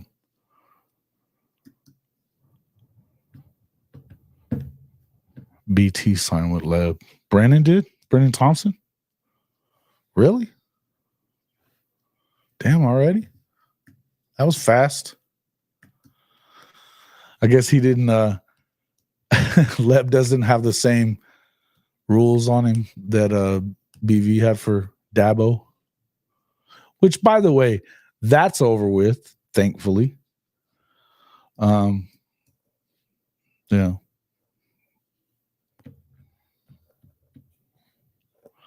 They've got a good situation at quarterback down there. Well, no. The Van Buren left. So they got a freshman and whoever ends up there.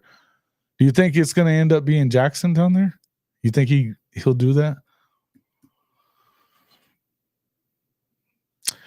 That's not true either, bro. Come on, man. They got an extra 12 to 15 million for NIL this year. They got the bread. Just stop it sitting over there with your Lambos and shit. Dad's coming here talking shit. I don't know that it would. No, it wouldn't have helped with Seth Luttrell and not having anybody, available because of all the injuries. I think he would have suffered as well. He wouldn't have been afraid to throw the damn football down the field, though, Craig.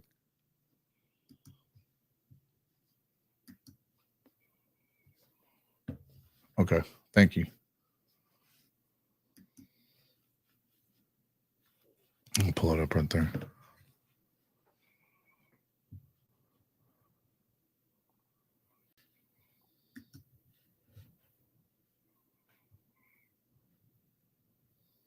Yeah. Signed with Mississippi State. Man, that was fast. He waited until he had the deal done, huh? Oh, Levy's already tampering with OU guys. Sorry, sucker. That's his throwing it up there for us. Lambeau culture down there, yep. I've heard Jay to Ole Miss or Auburn is more likely than Mississippi State. I mean, yeah, I think so too. I think that he likes Lev though, and he felt comfortable in Levy's offense, so I could see him doing that. But it just depends. I think definitely. Yup. Let's go back and see kind of whatever on Sooners.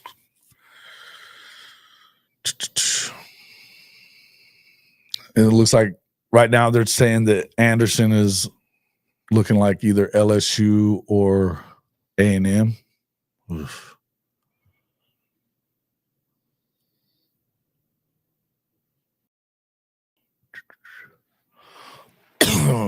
There's another Carolina. Gavin Blackwell is going to be in the portal as well. North Carolina wide receiver. So Belichick's already dumping people out too. Look, it's not about that. Because you may need them. I mean, if you're at Texas, you need a second quarterback every year. They needed a second quarterback this year. It is what it is. I think it's pretty similar to what it's going to be like in the NFL. As I said, I think that all this stuff is moving in that direction of it's going to be what it is. You know what I mean? It's going to be what it is that you have to have if you want to win, chances are you could lose your quarterback for a good amount of time. If you don't have a good backup, you're screwed. Is it not worth paying? That's the most important position on the football team. I mean, I'm good with that because you got to have it. Something that Nino said last year, and I thought he was right too. And it turned out he was right. The most important player for Texas last season was Malik. No two ways around it. Because if had he not come in there and righted the ship and kept them afloat, won those games. I mean, there was a couple of games that were a little shaky. He hadn't really had a chance to play, but he was important. He had to get in there and get that done. It is what it is. And it's, it cranks it up a little bit when you're in the SEC for sure. I think absolutely. I think you should. And it should be a competition. And, that's the culture that you have is that, we're going to have at least two badass quarterbacks that don't go down because you may not ever get back in.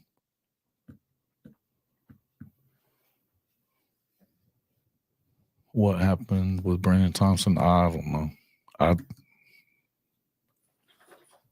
Look, I don't exactly know what all happened and why. You know what I mean? We're going to end up finding about it.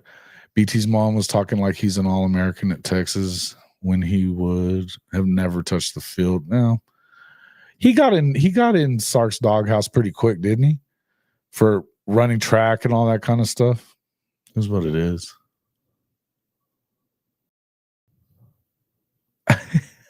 No. Y'all don't like her at all, do y'all? She's definitely vocal. Miss BT. Bonnie T. I ain't got no problem with the lady.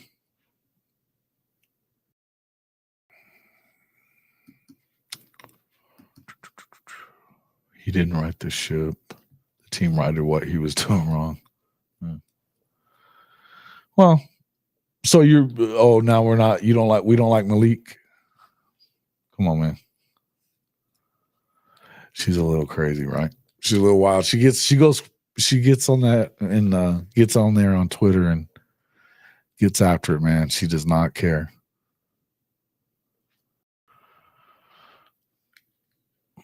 Yeah, I mean, that's possible. I don't see that they mistreated him though.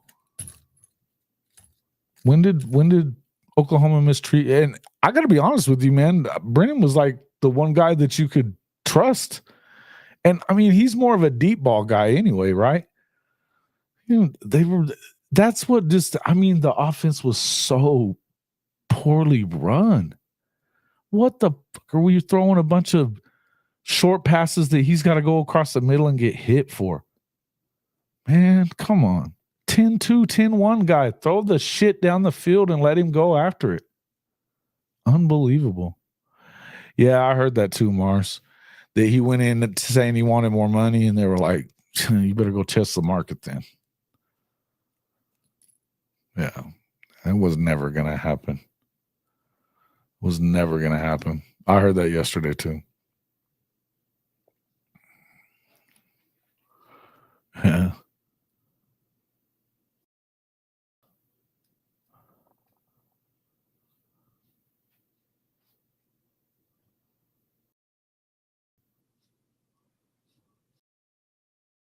She would get on Twitter Spaces. Oh yeah, and talk about. Oh, dude, I remember when he first got to Oklahoma, it never stopped. And like my guy Wayne, his crazy ass. He's one of them Texas fans I like. He makes me laugh. That dude talks some mad shit though. But he was like, I hate that bitch. He was straight up about it. Yeah, he did. And there was times he did have a hard time getting, but honestly, he was pretty good this year. I got to give him props for stepping in and doing as good as he was. He's lucky. He would have never been on the field otherwise, though. If any of those guys are healthy, come on, man. They laughed at him was the word. Come on, man. Yeah. Well, think about this. He's more of a deep ball guy. Yeah, that's it. That's all he was. Kind of reminds you of like remember those the guys that the Raiders used to always go after those Olympic dudes after they were done running, trying to get them out there. Wouldn't surprise me if they laughed at. I don't know, man. It just surprises me that he would have thought. I mean, how much more money do you think you're going to get? The number one guys, the guys that are, immediate impact dudes. I think it's the going price is around $400,000 to $500,000. I mean, we're not talking millions. If you want Ryan Williams or Cam Coleman, yeah, you're probably going to have to go a little higher than that. But that's about, that's not who he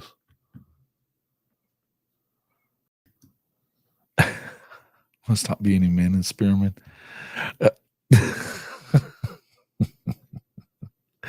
She acts like it. I don't know. I've never heard anything out of his pops, so it must work well. Nah, man. And I'm not. No shade. No shade to the kid, man. No shade to the kid. He played well this year. He did his thing, and obviously he's already signed. He's already got somebody. He's off to Mississippi State. It's not exactly Oklahoma or Texas, but it is what it is. They're going higher. Kid from GT is going to end up getting 7 figures. Maybe. That's not what you're hearing, though, from anywhere, really. I could definitely, the number one guy in the portal, yeah, he's the number one player in the portal as far as the rankings right now. And he's a bad dude, by the way. Yeah. Could be possible. I don't know. 500,000 per touchdown. Shit. There ain't no way he was getting $1 million. He ain't getting $1 million wherever the hell he went either. Hit the like button. Hit the like. We have 55 likes. We've had 500 people in here. 10%. We're hitting the 10% mark. I'd love to get over that, but we'll crawl before we walk on it.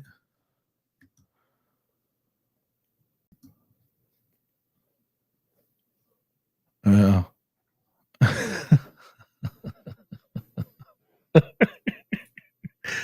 All right.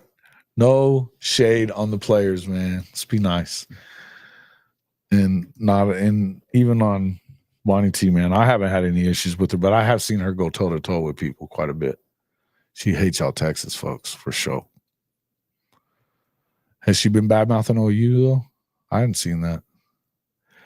And that's the one thing is none of these other guys have been doing it. But there's a lot of Oklahoma fans that have been there. I don't know about a lot. There's a group of Oklahoma fans that don't know how to shut up either. And it's unnecessary and not cool. So, I mean, look, and it really doesn't help. It really doesn't help with getting everybody else either. Now, I know that there's a line that you got to flirt with to be, to care enough is what I should say, It's a fever pitch. I get it.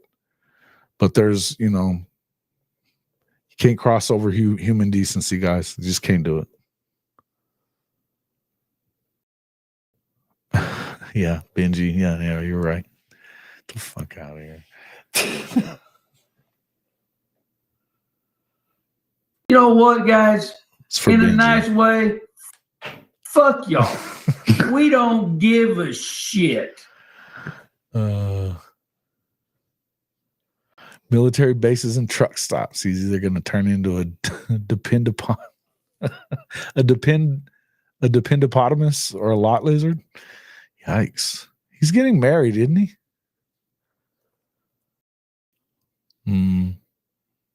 Yeah, I know, man.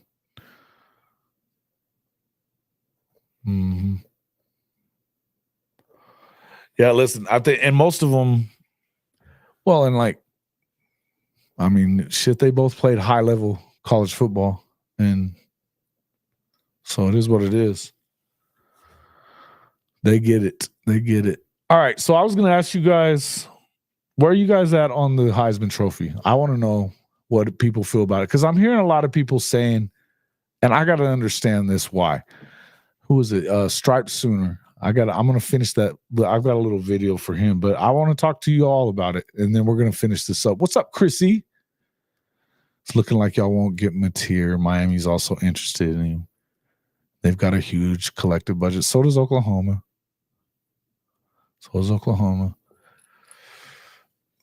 If they want Mateer, they're going after Mateer. Chrissy come in here talking shit every day. She didn't badmouth OU. Good. I'm glad. There's no reason to.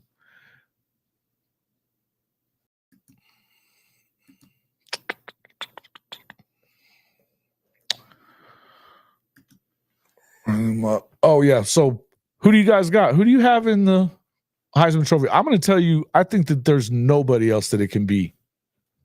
Nobody else it could be than Travis Hunter. And not everybody agrees with that. And I'll listen to your argument as far as, Ashton Jeanty. And by the way, Ashton Jeanty's a bad dude. You know what I mean? I think we may end up doing a show about this tonight. I was arguing with my boy Bryce about it yesterday, and it was a long-ass argument that we had. But I got to tell you, doing that, and first off, I don't even want to hear that he broke Barry Sanders' record, because this is game 14 for him. Barry played 11 games when he won the Heisman and set that record. That's crazy. If she haven't, she will by 1,800 hours. Now that she's got a new team. 90s OU. Okay. Travis Hunter. It's Travis, man. Come on now. It's Travis. Why Jeanty? Jordan. All right. I'm going to tell y'all why it's not him. I'm going to tell y'all why. Let me go and find something. Damn it.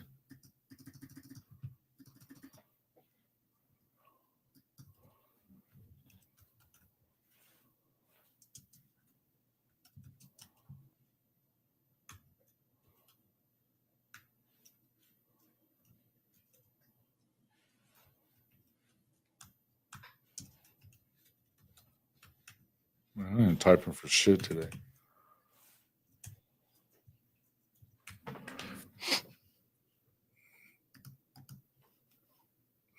All right.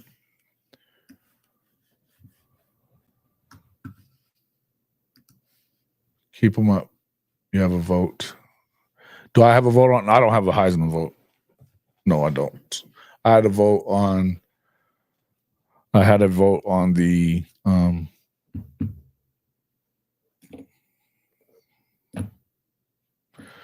let's see. Oh, I didn't even end up sitting in the one though, but I voted on the Butkus Award and the DB Award as well. Yeah, I had a couple of other ones too, but I'm just now getting back into it. I'm back with the Football Writers Association, but it'd been a while since I'd done it. I never had a Heisman vote before. I was pretty close, I think, to getting one, but I didn't have one at that point. Travis hasn't put up Heisman numbers at either. No. Okay. But that's silly shit right there. Because first off, as far as like secondary guys, they don't win the Heisman very often, first off. So the last one that did it was what? Charles Woodson. He's the only secondary guy to ever do it, right? Yeah, it takes time. It takes time for sure. And I haven't been back in media but just for about a year and a half. So I'm going to have to, to crank it up or start working for somebody else. And I'm not hoping I have to work for somebody else so much, but it is what it is. I'd give the Heisman to DG, Sooner Cowboy says. Well, his numbers aren't better than Shador's. Now they're undefeated, but it's not a team award. It's the best player in college football.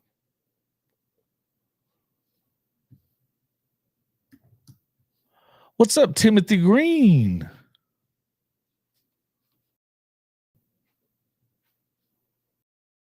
There you go. You said DG earlier. Yeah, I don't know, man. Shador was the guy though. He's the best. He's the best receiver. Or I mean, the best. Shador is the best quarterback for sure, right? But let's look at. Okay, you were saying that he didn't have Heisman numbers at either position. So wide receiver, he's definitely one of the better wide receivers in the country. Let's go look at it. Individual statistics. Damn it. This thing is screwy.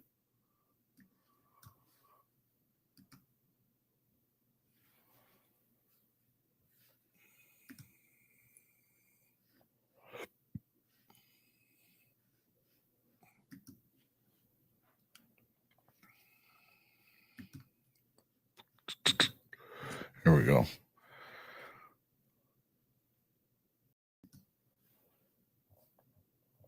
He's number 2 in the country in touchdown passes, just 2 behind Nick Nash at San Jose State, who was not going to win it, obviously.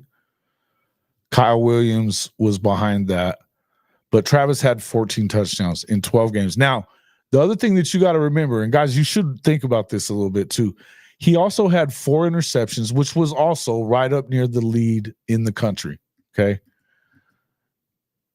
And they don't throw the ball at him that much. He takes on one-on-one, which is not he's a true shutdown corner, even though he might be a better receiver than he is a cornerback. Cowpoke Ranch. Only people who think Travis Hunter shouldn't get it are the same people who think Mike Gundy and John Blake are good coaches.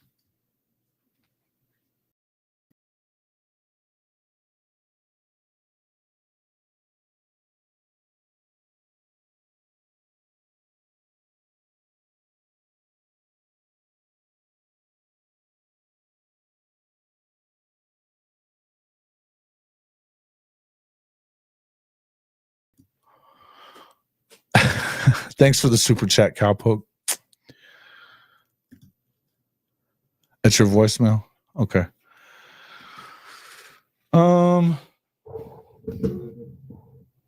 Well, I don't have a problem. Hey, man, I don't know how long. Well, you probably weren't around much last year. I can tell you this. I've never had a problem with Dylan Gabriel. In fact, I'm nothing but grateful for him because, and especially after what we saw this year, you should be nothing but thankful. So what? No, you would not take DG over Sanders. Come on, man. Bullshitting. You bullshitting, man. Come on. Now 90s? No. No, he didn't want to stay. He wouldn't even talk to Venables about it. He didn't even give Venables a chance to bring him back. And he wanted to bring him back. That's all BS bullshit. Who cares? Yeah. I don't know. You're right, Kim. I'm with you there. I'll take DGO with Oregon's O-line over Sanders. And yeah, I mean, they're a better football team. They're a better football team. Sanders is the better player. He's the best quarterback in the country. You guys know that. Come on, man. Shador, Heisman, Janty Maxwell. Wow, you're going with Orca. You're going with Shador for their Heisman. Okay. Well, I'm going to get back to why it's Travis Hunter. Let me go ahead and get back to that. Now, guys, he had 4 interceptions also, which was, I think the high was like 7 maybe. Let me go back to it. The hell is it?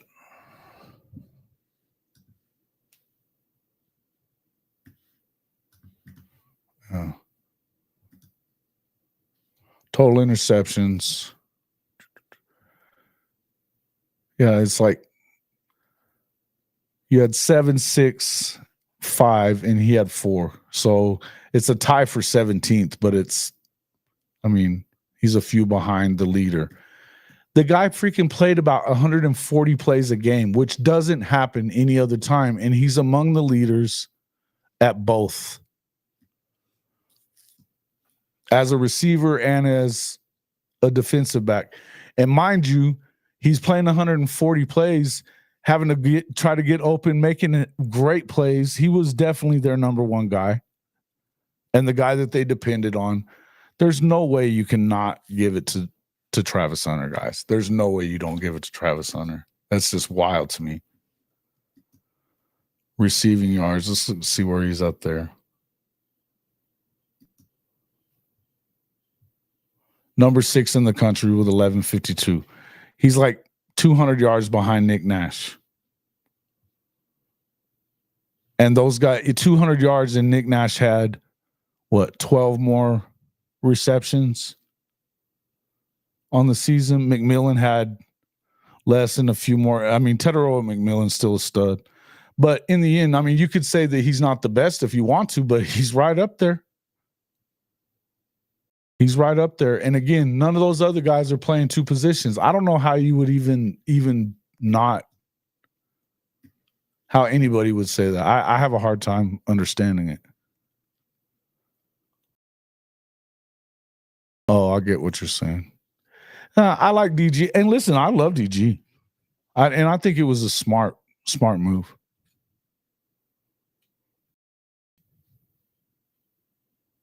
For him, as of right now, they have the same carries. Okay. Yep.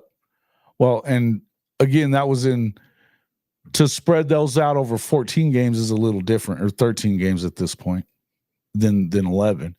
And he's not going to catch up to him. He's going to have to go, a little over 100 yards. It's like 131 yards, I guess is what it is, to get by it. That's not breaking the record, man. That's not breaking the record.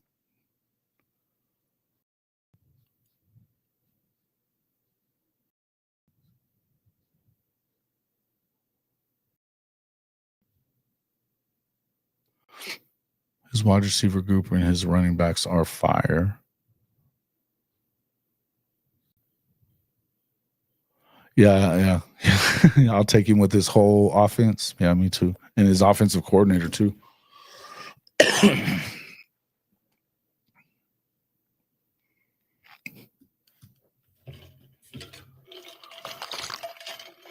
My boy Bryce yesterday told me it's because there's a lot of people that could do what he's done,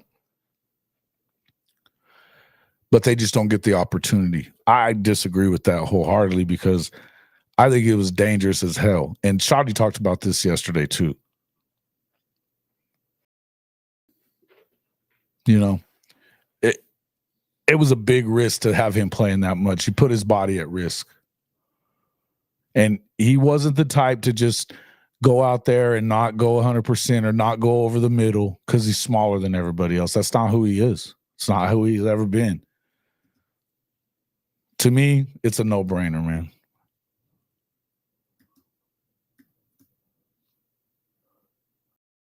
Yeah, she don't still survive the award. DG should get the I got shit on but still survived the award. Yeah. He may win a national championship. He's definitely setting himself up for the job, right? I agree. All right. Okay, so what? You know what? Here's what I'm going to tell you about him. I was gonna go on about.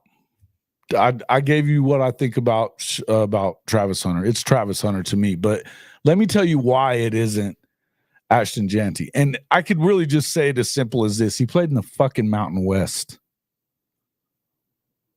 And somebody tried to tell me yesterday that, or a couple of days ago, that if he'd have been in the SEC, then he'd have done the same thing because he'd have had a better offensive line. No, he wouldn't have.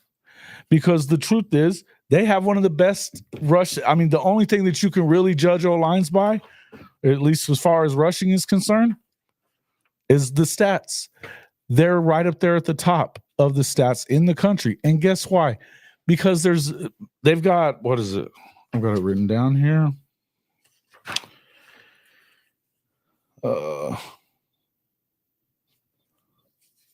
Yeah. So rush defenses in the SEC, they've got 11 in the top 50. The Mountain West, they've got 3 in the top 50. 3. And it's one of them is Boise State, so you didn't have to play against yourself. You know, you also have one of the best, you have one of the better lines in the country, offensive lines for run blocking, because they rushed. Obviously, they were up there at, what was it? Just look at it this way. Oklahoma wasn't even the number one. Ole Miss was number one in the SEC, and they gave up like 2.1 yards per rush. Oklahoma was at 2.91. Tennessee was at 2.8 that they gave up. Those are the top run block against the run. And OU was the advanced metrics had OU as the best. What was it? The most. Oh, I forget exactly what it was, but anyway, they're right up there on all of it, right? But the entire SEC is, and the only SEC team that was very high up the list as far as rushing was concerned is Tennessee. They were the number one rushing team and they have been for the last couple of years in the SEC. Even if you stuck him there, it wasn't going to happen. UNLV and UNM in the Mountain West, and mind you, we're talking about group of 4 competition, and they were going up against trash defenses every week. It's inflated, man. It's inflated. I'm sorry, you can't win the Heisman out of there. You can't do it. In my opinion, you can't do it. So it is what it is.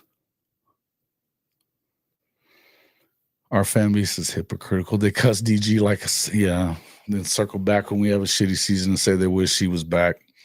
Yeah, no shit.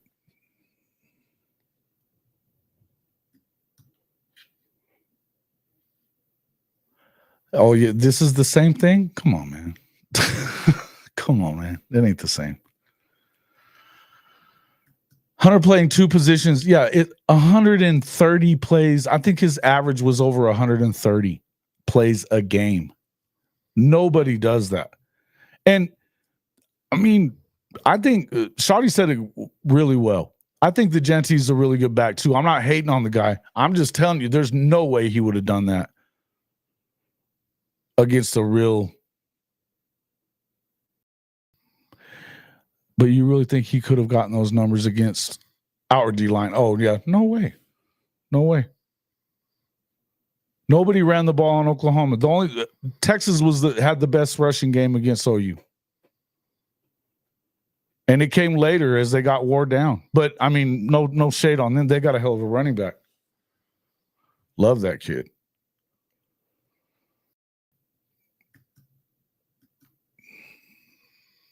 If he only played one of those positions, what does that mean? I'm not sure what the question is, Jordan. What do you mean by that? He doesn't play one of those positions. I don't know. So, I mean, he plays both, and he's elite at both.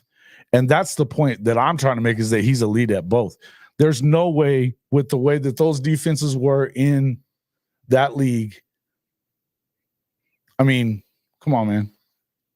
He wouldn't have done that shit in the Big 12 even. And the Big 12 didn't have a ton of them that were, ranking real high against the run. I think they had like 4 or something like that in the top 50. But the Big 10 and the SEC both did. And, and sometimes you start looking at those lists, and when you look at like rushing defense or whatever, well, okay, you could be real high up there. And both UNLV, UNLV, and Boise were all in the top, I think, 15, right? And then it fell off the map, though. I think one of them may not have been in the top 25. I think it was 2 in the top 25 and then another one like right around there. I can go back and look real quick.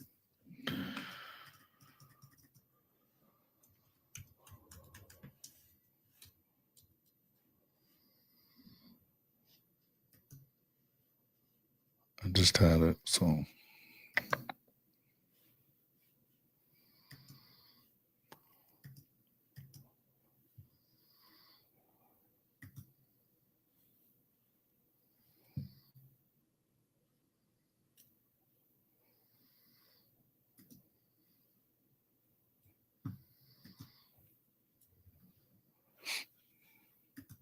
Team defense. So it's rush defense. I mean,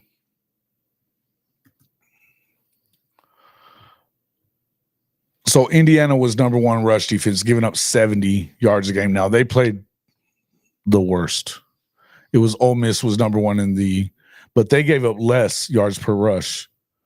So they would have been number 1 at that. But overall rushing defense, they had Indiana ranked number 1. Michigan's up in there, SMU, whatever, Ohio, UCLA. But all these are SEC. Look at this. SEC or Big Ten, SEC or Big Ten, other than your SMU and Ohio early on, right? Then you got Memphis and Army. Who the hell's Army playing in the American? It's one thing, that they do that. But like I said, you had UNLV and they were number 1. And then I think Boise. Yeah. Okay. So they were right there. And then it seems like UNM is right after that, or maybe they were right before that. As far as rushing defense, maybe not. I don't see them. It was their rushing offense maybe that was better.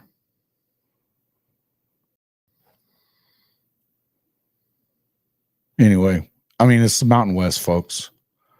And you're not seeing anybody else there. So you run through that whole league and none of them are good.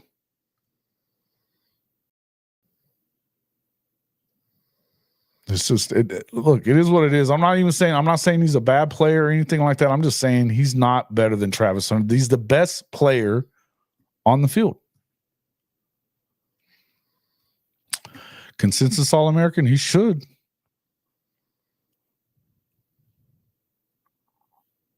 What? It would inflate what? No. I'm talking about he was going up against not great rush defenses. So he can, I mean, it's easy to average 200. I agree with that part. I agree that I don't think they should be in it anyway. But I'm just saying, no, they wouldn't be in it. They wouldn't. But come on, man. Here's the other thing I'll tell you. The people that want to say, one of the guy that argued with me the other night talked about how, they did that against that defense you thought was so good. Well, after further review, Oregon's defense may not be good overall. They gave up 300 yards to Penn State, and Penn State can't even throw it. I mean, I'm just saying. What's up there, Coach? What are you saying, Chrissy? You always got what's it would have inflated the stat. What are you talking about? Bro, come on.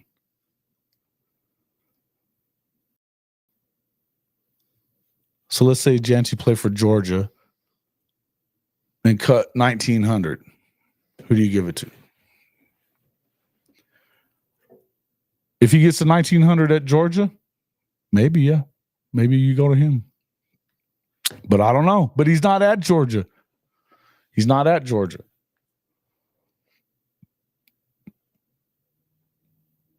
If was the fifth, we'd all be drunk. We're talking about what shit that really happened. And so it's like, don't give me that argument when, I mean, that's what I just said about my friend. He was like, well, anybody could do that if they got the opportunity. Bullshit. Not anybody could do it. It's never happened.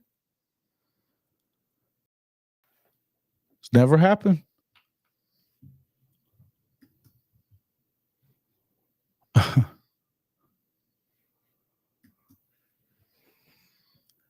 Oh, well, who are they playing in the first round? It's come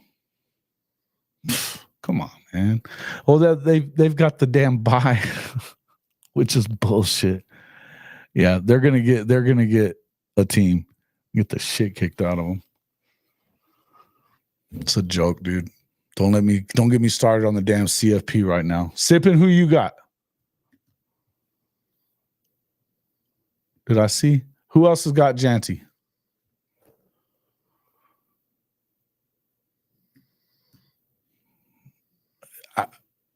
No, he wouldn't. He'd have led the country in rushing in the SEC if he'd have played at Tennessee. I don't agree. Although Tennessee didn't have the easiest or the toughest schedule. Let's see. So let's go back to, I'll go to rushing again. Because they had one of the top rushers. Now, I'm not saying that Janty's not good, man. I'm not saying he's not good. I'm just saying you can't win the Heisman out of there. Dylan Sampson had 1,485, 256 rushes. He did run the ball 344 times, and he's got 29 touchdowns. So, I mean, look, it's a hell of a season. But say the same thing about Bryson Daly at Army, you know? Hell, Dylan Sampson had 22 touchdowns. And he only got, I mean, he had almost 100 fewer carries. 100 fewer carries. Look, I think he's great. I think he's a good player. But I'm just saying, man, when you at that next level up, it's not even, it's Travis Hunter, guys. It's Travis Hunter. I think there's a reason why he's going to run away with it. Reversing the argument by putting in the SEC. Okay, we'll put him in. He wouldn't have got to this level in the Big 12 even, and they don't have as many of them.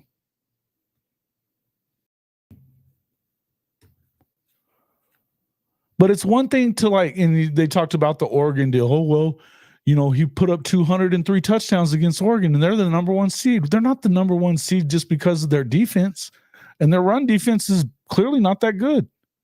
Or it wasn't last weekend either. They've looked better throughout the year, but they didn't look great last weekend. My logic says it wouldn't happen. Yeah. Dylan said, correct. See? Average 2.9. And that was up from the average that Oh, you had given up until that point too. Oh. They did end up going. Yeah, I saw that he was probably going to be going there. Yeah. It's a weaker conference. But listen, I'm not even saying that he's not good. I like the guy. I'm just saying, man, having one good game against Oregon and you lost the game, whatever, but I mean, that's a good game, right? And it was there in not Corvallis, but Eugene.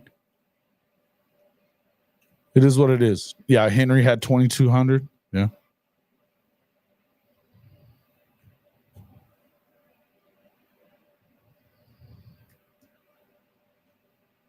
Okay. He had 1,600 yards last year, Stink. Okay. Listen, come in. You want to win the Heisman? Then go ahead and come to the SEC. Oklahoma, take him. Look, I'm not saying he's not great. I'm just saying that he's not the Heisman Trophy winner. He's not the best player in the country. And really, we can say stats and all that kind of stuff. And like last year, I was one of the few people that as far as who watches the show, I had a lot of people saying that they thought it was Michael Penix. I didn't. I felt like that was Jaden Daniels all day. He put up better numbers than Joe Burrow did that year. It's insanity. But that being said, I understood where they were coming from. But in the end, and it's different competing in that league in even the Big 10 or even the Big 12 and ACC than it is to compete in the Mountain West, guys. It just is.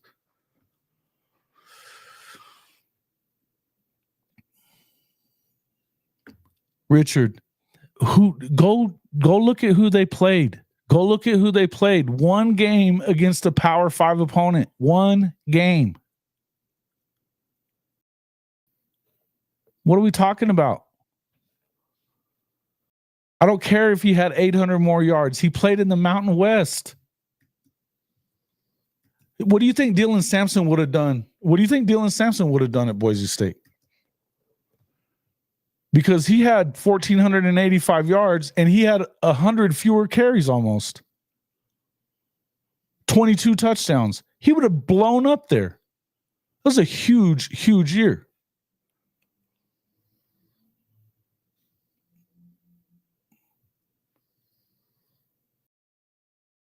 The next closest guy in the SEC was Jarquez Hunter. He had 1,200 yards and 187 carries. They were idiots. They didn't do it enough. But guess what? You also have Devin Dampier from New Mexico was right up there. UNLV, I bet you theirs is right up here too. They may have multiple guys, but because they run the shit out of the ball. Come on, man. There was a lot of teams rushing the ball like that.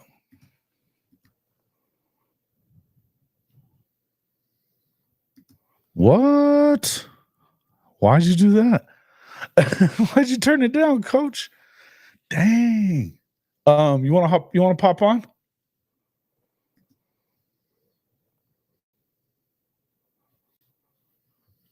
Oh, good Lord. Oh, Numbnuts is here. It's been a while since we've seen you there, Numbnuts. You're not gonna hit the screen, but welcome in. Shit talker. Yeah. Look. Yeah, I don't think you've made a very valid argument. Having more yards, it just doesn't. In fact, I'll tell you what, if I was going to give it to a running back, I don't know that it wouldn't. I mean, I think that Dylan Sampson's right up there, but I got to tell you, man, the best running back in college football to me is down at Arizona State, man. The bowling ball. That dude's a baller. And they're dominating. Yeah, I don't know. Isn't that who they have to? Do they play them? No. The bracket. I need to grab that bracket again. Anyway, yeah. 800 plus yards over the next closest guy. Whoop-de-woo. He had a lot more carries too, and he played in a worse conference. I disagree, but I get it. You're not the only one. Hell, if Big Mike was in here, he'd be telling you the same thing. Arizona State. Oh yeah, Arizona State's waiting on Clemson and Texas. Boise's, man, this is what's jacked up. If Oregon, you'd be pissed off if I'm Oregon, I'm pissed. They get the bye and they get Tennessee or Ohio State, either one of which could probably beat them. Boise State's going to get Penn State or SMU. I mean, Penn State will probably beat them, though. I don't know about SMU. That's wild shit to me. Georgia getting Notre Dame or Indiana. It's Notre Dame. They're going to beat the shit out of Indiana. But, yeah. Anyway. All right. Jaden and Eli named 2 24/7 true freshman All-America team. Love it. Awesome. Good for them. They deserved it. Both of them did.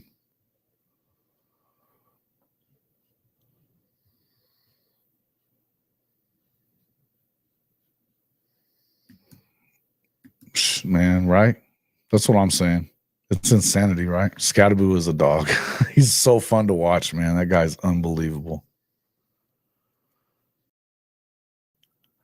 And like every time I've seen him play, he does the same thing. I watched their game against Okie Light, and he beat the shit out of them and was talking shit the whole way. But he did the same thing against Iowa State last week. I was blown away by it. Iowa State's got a great defense all the time, and he ran through him like, yeah. It was an unreal good player, man. I like him a lot too.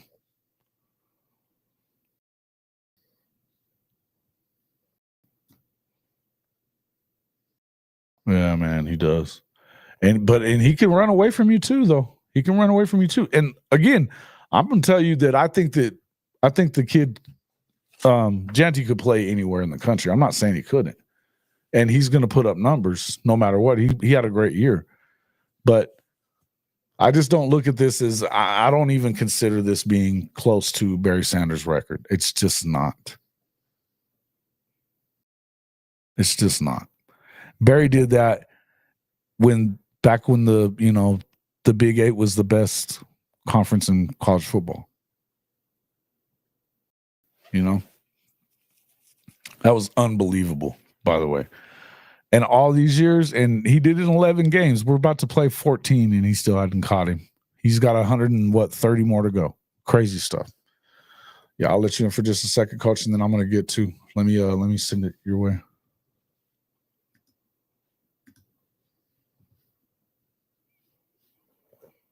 Maybe. Who else has got another argument for it? Anybody else arguing for Jonty? Or did I change everybody's mind? Ha, ha, ha, ha. Benji, did you tell me anything?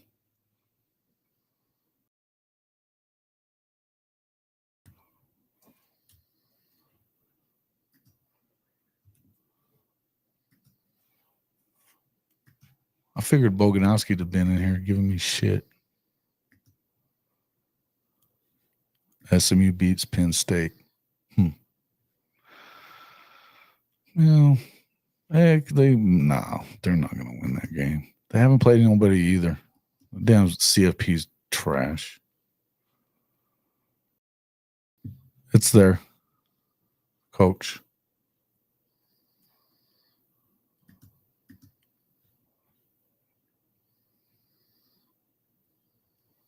Yeah. Yeah.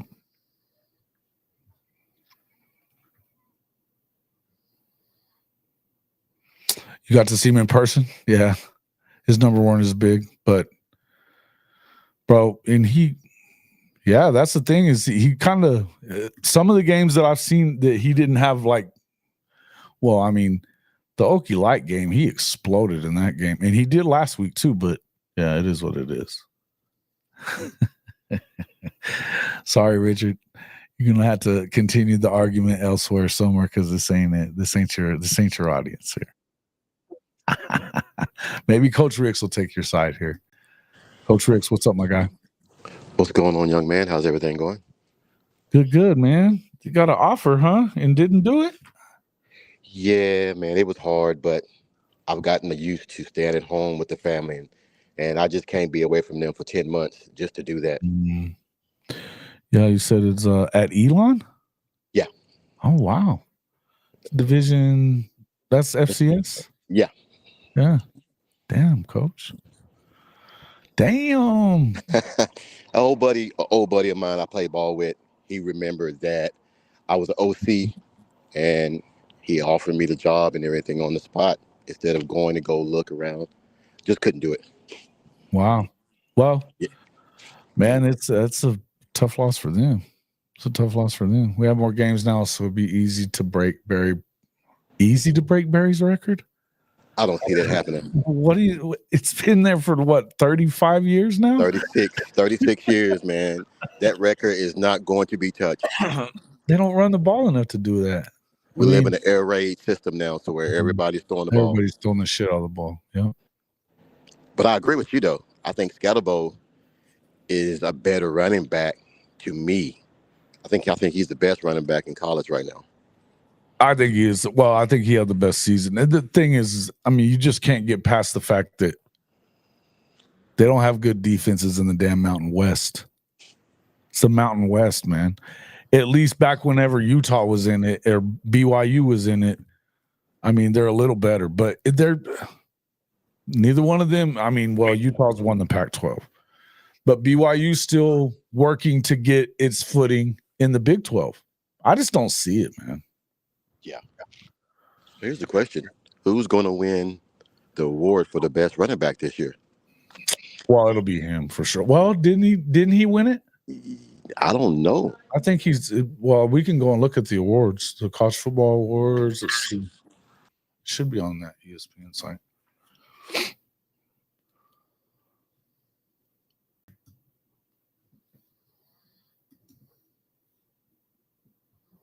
Okay. Champ Bailey says, what makes Hunter special while he'll have to pick a side? Yeah. That's what I was talking to Shotty about it last night, and he was like, man, you got to give it to him. And I asked him if Champ could have done it. And he was like, I think he could have. He goes, but he didn't. You know? And that's the whole thing. It's like, bro, it has never happened. Right? It's just hadn't happened. No. I'm looking forward to some of these bowl games to come up, man, to see if some of these low-level teams can compete with the big boys. Yeah, Army Navy's this weekend. That's always a great game. I love Army Navy, yeah. And I'm an Air Force guy, but I love Army Navy. Yeah. All right. So where's the damn?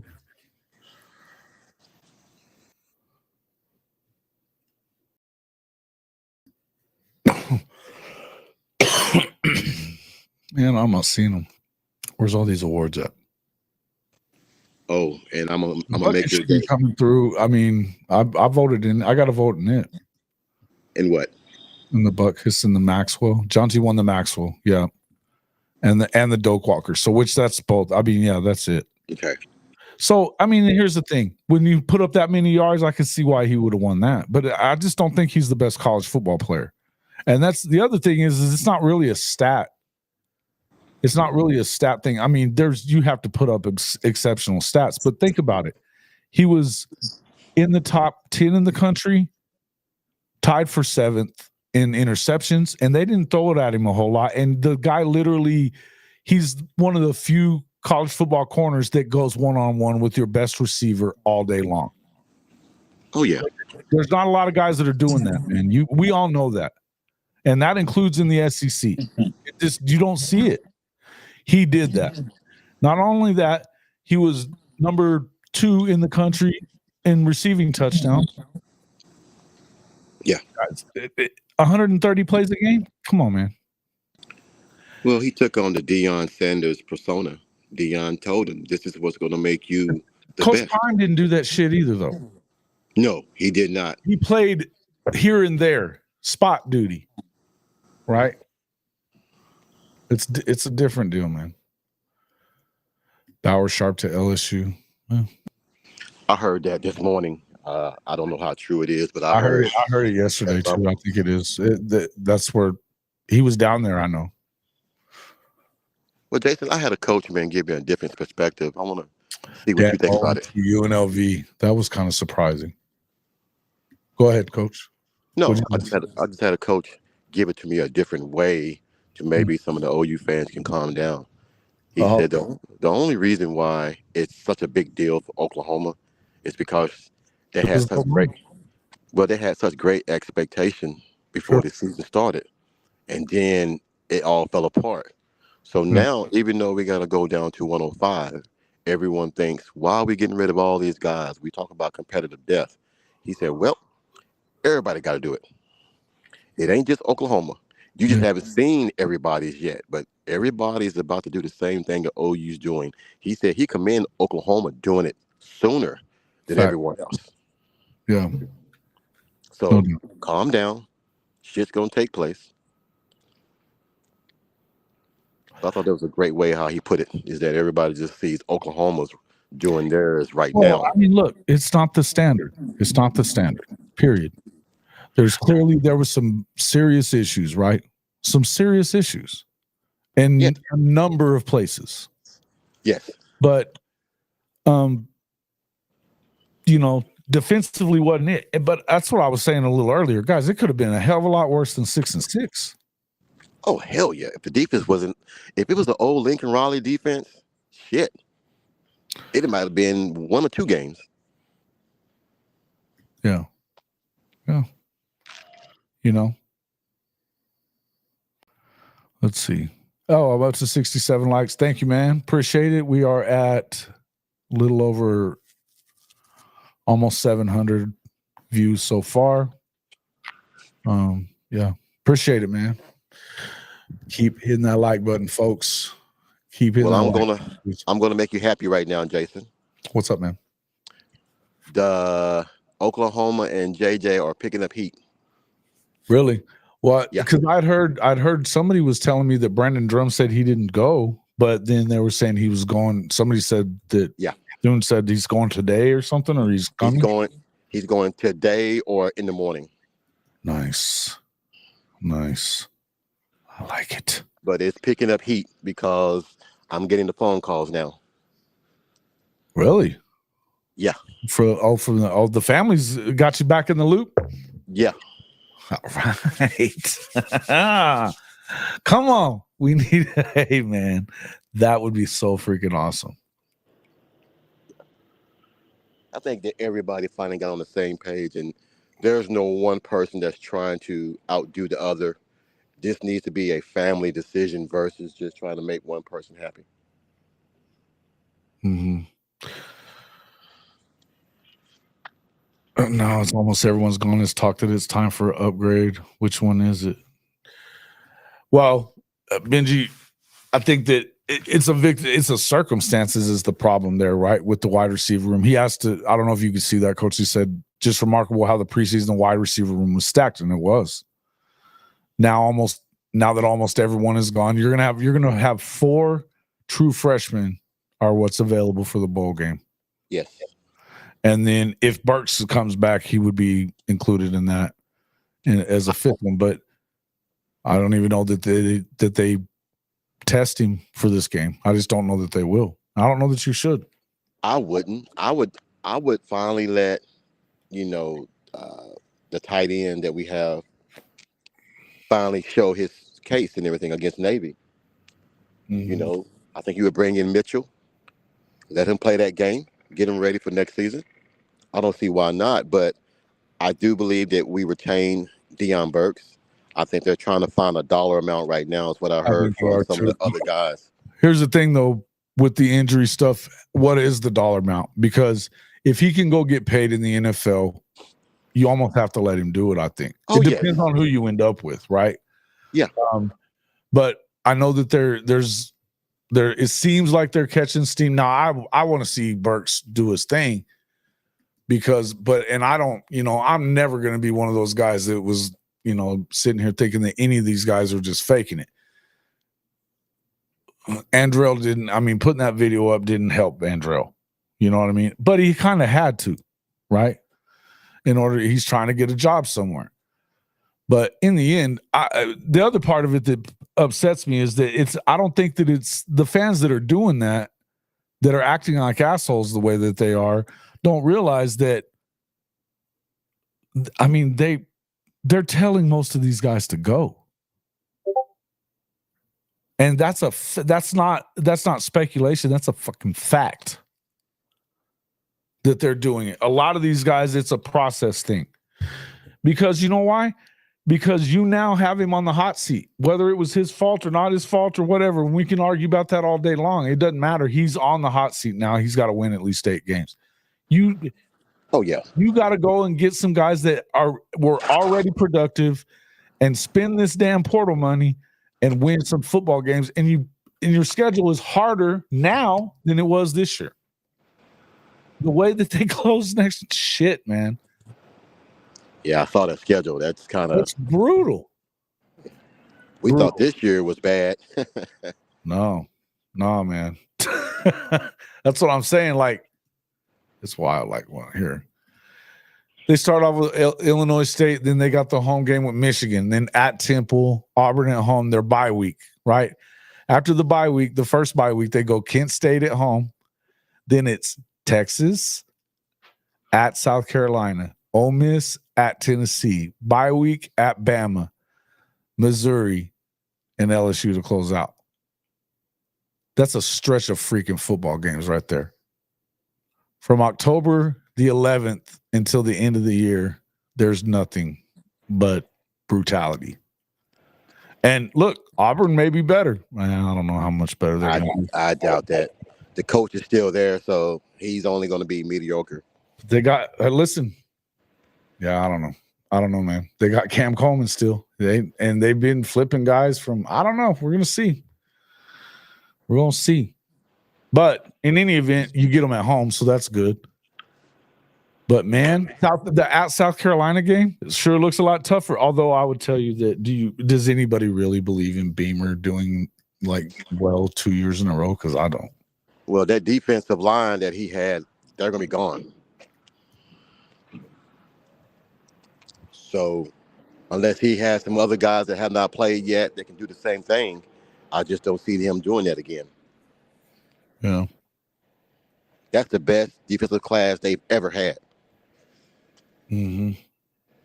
And I'm down here, and I've never seen that. They've always just been They get 5 1 or and 2 of 6 those guys, you know what I mean? But it wasn't. Yep. They didn't have that kind of depth. No. They just got lucky and hit a spot to where everyone was down this year in the SEC. Mm-hmm. And they just got fortunate to win 9 games. Oh man, they think he's the king down here now. But that's not going to be an every year thing for that team. Yeah. Well, and Mac, you're talking about Mac said BV probably told some of the injured wide receiver they were going to have to take a pay cut. Well, apparently Brendan Thompson walked in and asked for a large amount of money. That's the word that keeps going around.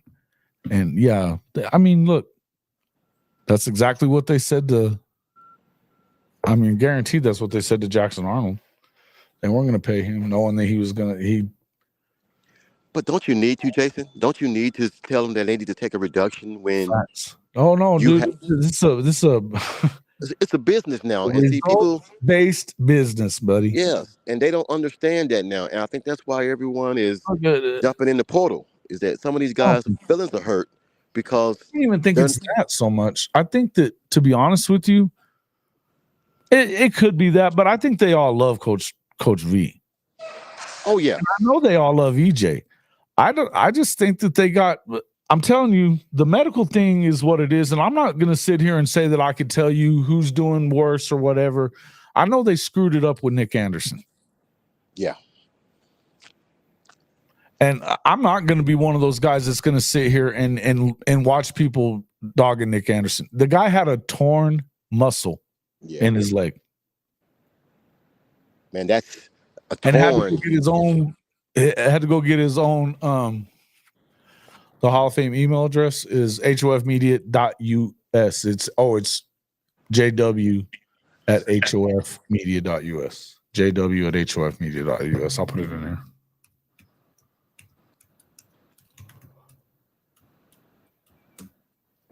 What do you have, like a 6-6 type of deal? I think that's we'll definitely get into this as we go further. The playoff starts next week, so we'll or is it next week? Yeah, next week. So we'll be doing a lot of talk about the playoff games. We'll break them all down here over the next few days. But again, are you doing a bracket? Well, yeah, we'll do a bracket. We'll all get together and do one together, and I mean, just kind of put them together and do whatever. But that was a bad look for sure.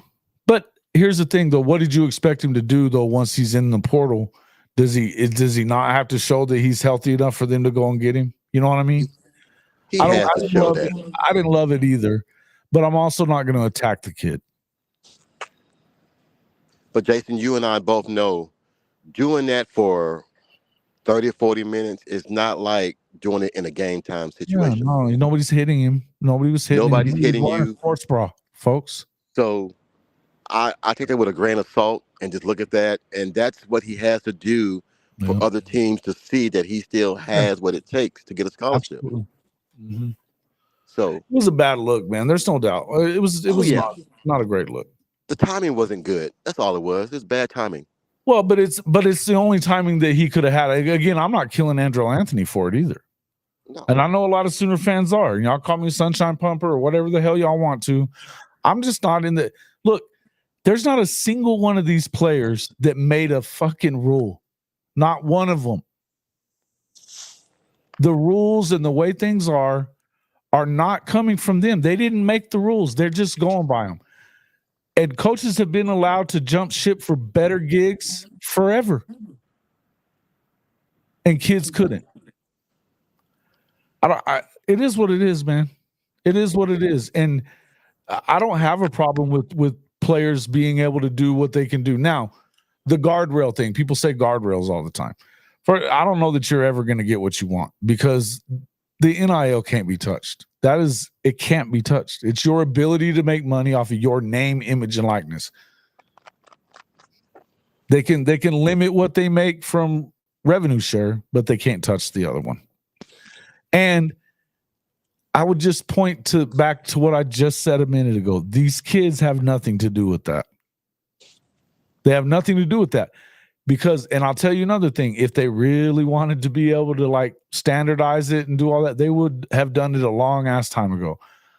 The big boys, OU included, don't want it to be a level playing field. No. Come on.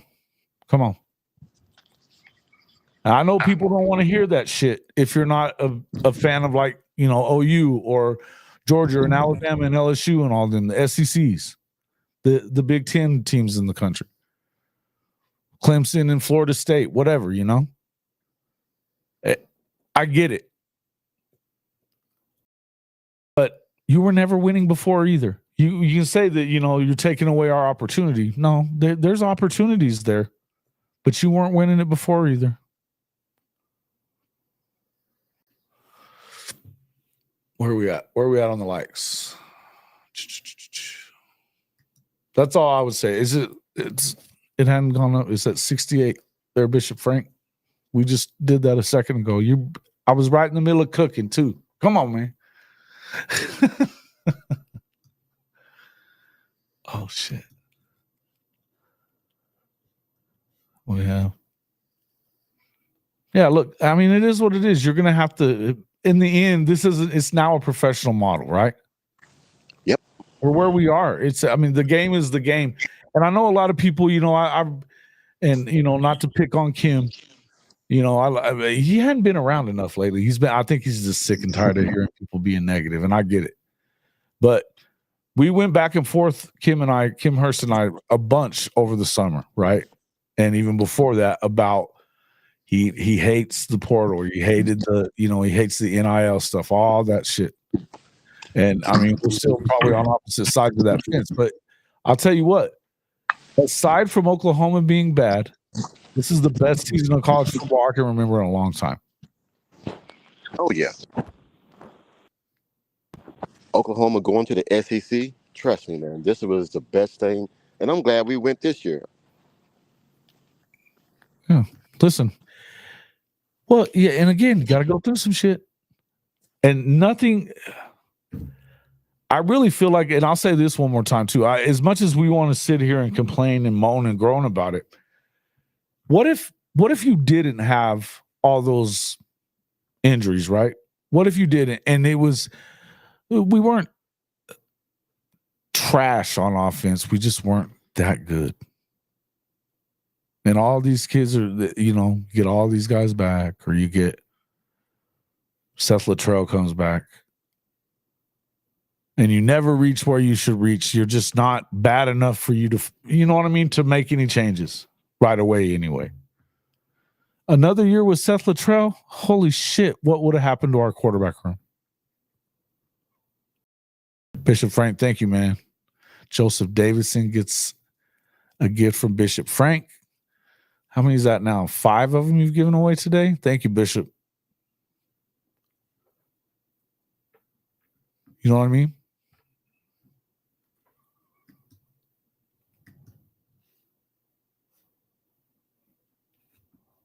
We're not going there. Yes, they were. Nick Anderson had a torn muscle in his leg, in his thigh. A torn muscle. Yes, they were hurt, Drew. We're not doing all that, man. Not doing all that.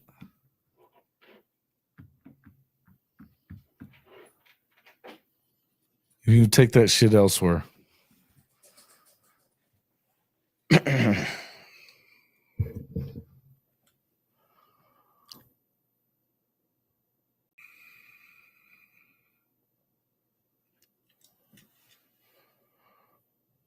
Did you time him out or what?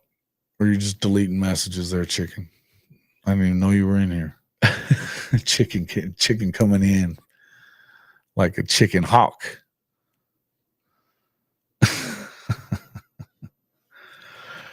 Time to bring Tech and Virginia in and soften the SEC schedule up a little bit. They're going to bring somebody in. Which Tech? They're not bringing Virginia Tech and Virginia at the same time. They definitely turned the ball over too much. They didn't throw the ball down the field. They didn't do anything right. But there was a lot of things that were wrong. The injuries were absolutely there. There was injuries all over the field. It wasn't just one side of the ball. It was just more on the offensive room.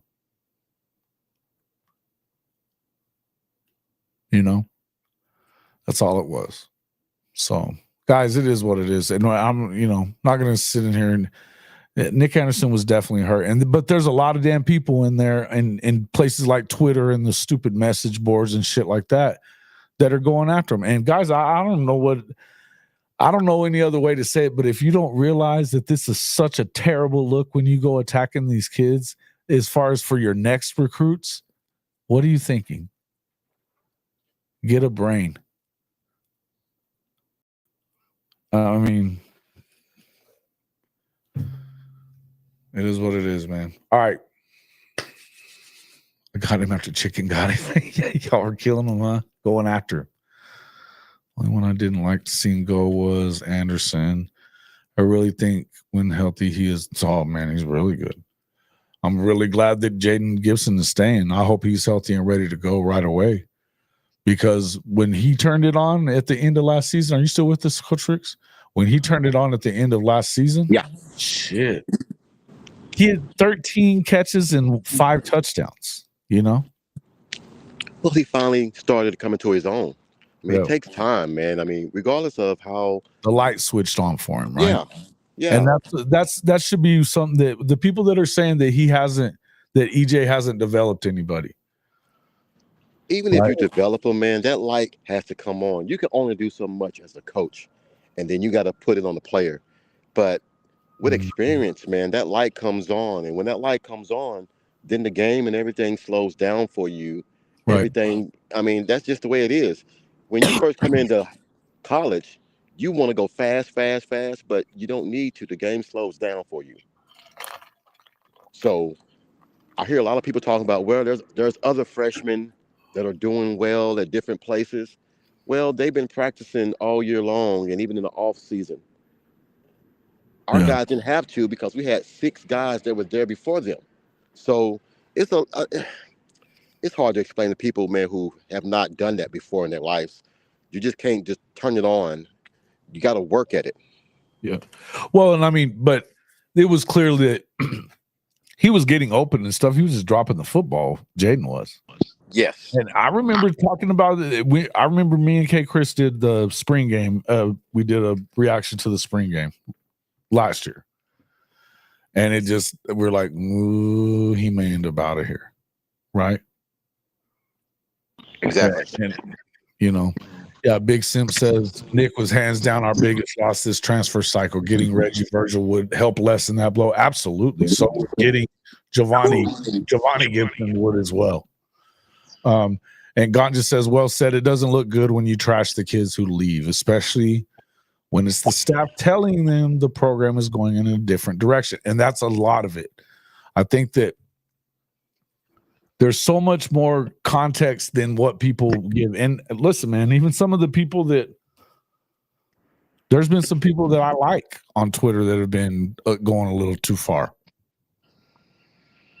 Hey, Blake Horton, I totally disagree with you. Yeah, Blake, you're way off the mark here. EJ hasn't done nothing. We just talked about what Jaden Gibson was in the spring game and what he was at the end of the year. That's not development. That'd be like saying if I had 5 guys. What about Jacob Jordan? What about Jacob Jordan? He was a fucking walk-on. I mean, some of these comments, man, just don't make no sense. I mean, Yeah, I'm not hearing you can't make an assessment with anger and frustration. You got to have a little bit of common sense behind it. Get him out of here. Get Blake out of here. Not having him. You can go hang around with the Surge.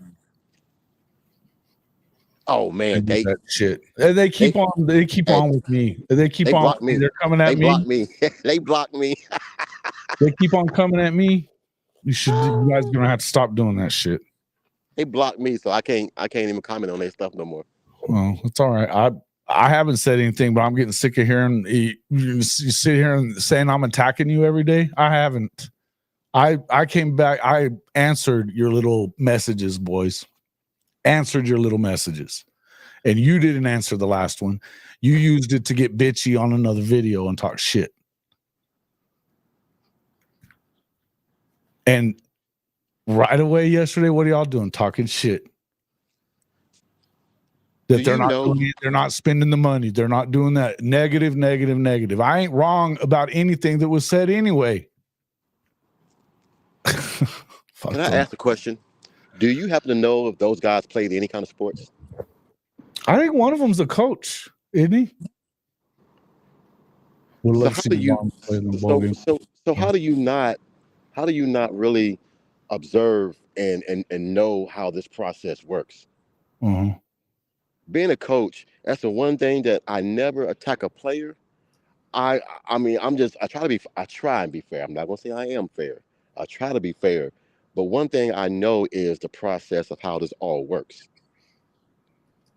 Takes time and everything for me. That's why we keep hearing people talking about getting the freshmen in, and by the time they are sophomore or junior, that's when they play their best ball. Yeah. Because they know everything now. Yeah. And for these people to come on a podcast and not know the process is asinine, to be honest. They can ban me all they want. I don't care. Yeah, and I mean, look, it's not even I wasn't even dogging him to begin with. And you know what? Coop is a grown-ass man. He can say whatever he wants. And I didn't go that far. But I told him and was honest with him in the answer that he hit me up in there. He was pissed off about what was said. I was just like, yeah, I don't know. I said, if you're upset about you're coming at me about attacking you, but if you watched it, then why am I hearing this? Yeah. Right. Well, I'm old school. But and I was like, and even then, or do you want me to say, first off, yeah, it was on my show, but Coop can say whatever the hell he wants, and not for nothing, but I'm not gonna sit there and defend you guys' freaking honor with one of my good friends because he has the right to have that I mean, look, dude. Don't make me sit here and freaking dog your show out, but you guys continue to go over and over and over and over and over, back and forth at each other, screaming all the time.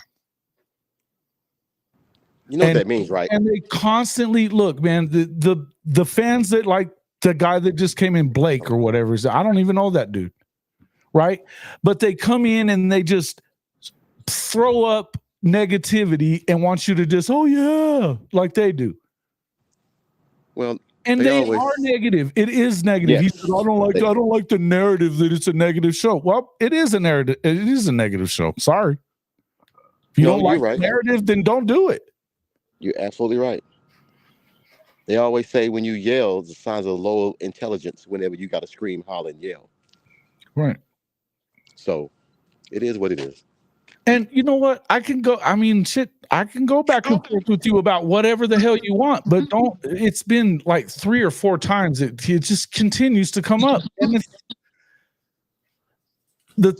he said he keeps bringing this up. He keeps bringing this up, and they were dogging on Joe John. I didn't say that we don't freaking get after people and tell the truth whenever it's the truth, but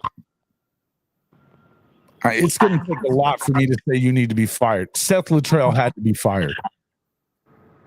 I don't think that they have to keep Joe John. I think they probably don't keep him. I think he's gone, Jason. Yeah, I think he's getting the job at Purdue. He's getting the job at Purdue. There's no 2 ways around it. Well, Odom wants him, so I already know. Yeah, he worked with Odom before at Missouri. Yep. You know, but in the end, and I'm not sitting here trashing those guys. I'm just saying, you know what? We are different. And stop telling your fans. It was hilarious to me last night whenever I saw it, because they say, we don't like the narrative, you know, but don't attack him. Don't attack him. Well, why are you bringing it up? Why are you bringing it up? I've always been puzzled. Get out of here with that shit. And I mean, I'm okay if you just want to like talk shit, and I'll go back and we can go back and forth with each other if that's what you want. I don't care. That's not what I've been wanting to do. I've been nice about it enough. Quit bringing my name up if you don't like it. Don't be negative, and you won't get negative people calling you negative. Sorry, not sorry. I tell it like it is too. You tell it like it is. I tell it like it is too. Yep. It's okay to have some disagreements. I mean, but be a big enough man to where if it gets to a point to where it's starting to affect everything, pick the phone up and call somebody like a grown ass man. Well, they don't have my phone number, and I don't know. Just solve it. I mean, if they want to have a chat, we could do that. But the thing is I told him I was honest with him and said, look, I'm not trying to make this sound wrong, but I'm kind of indifferent to you guys. I don't really think about you at all. And I didn't mean that ugly. I was saying, like, I just don't watch you guys. I know they don't watch me either. But then Lori went over there and told him what Coop said that night, and then he got pissy about it. And it's come up every night since then, pretty much. Somebody said something to me in the chat or whatever. And like the only other time I was giving people shit on Saturday night when I went late, I was like, which one of y'all were ratting me out? You know, just messing around, right? Yeah, it's funny. I think about you? I love you, Neilio. You're my guy. Neilio is something else, but Neilio is a silent assassin. It's so weird. It's so weird, man. Yeah. Anyway. I mean, it just is what it is, man. I don't really care. Like I said, but you're going to keep on bringing it up. And I thought it was hilarious last night. I'm not even pissed about it. I'm just like, dude, what are you? Then you say, well, I don't want to talk about it anymore. I bet you they talk about it again because somebody will be in there telling them. Oh, yeah. I don't care. But we didn't just dream it up in our head that you're freaking negative. It didn't just get dreamed up in our head or my head or Coop's head. You're negative. Sorry. You are. And you allow things to go on. And I also told him, I said, dude, the only thing I ever really say about you is that we don't do things like that here. I don't put up with the shit. You don't bring that in here. There's a difference. It's a distinction that I made between us, but I wasn't being hateful. Now, Coop, he was straight to the point. They're dog shit. That's what he said. I understand him being upset about that too. I get that.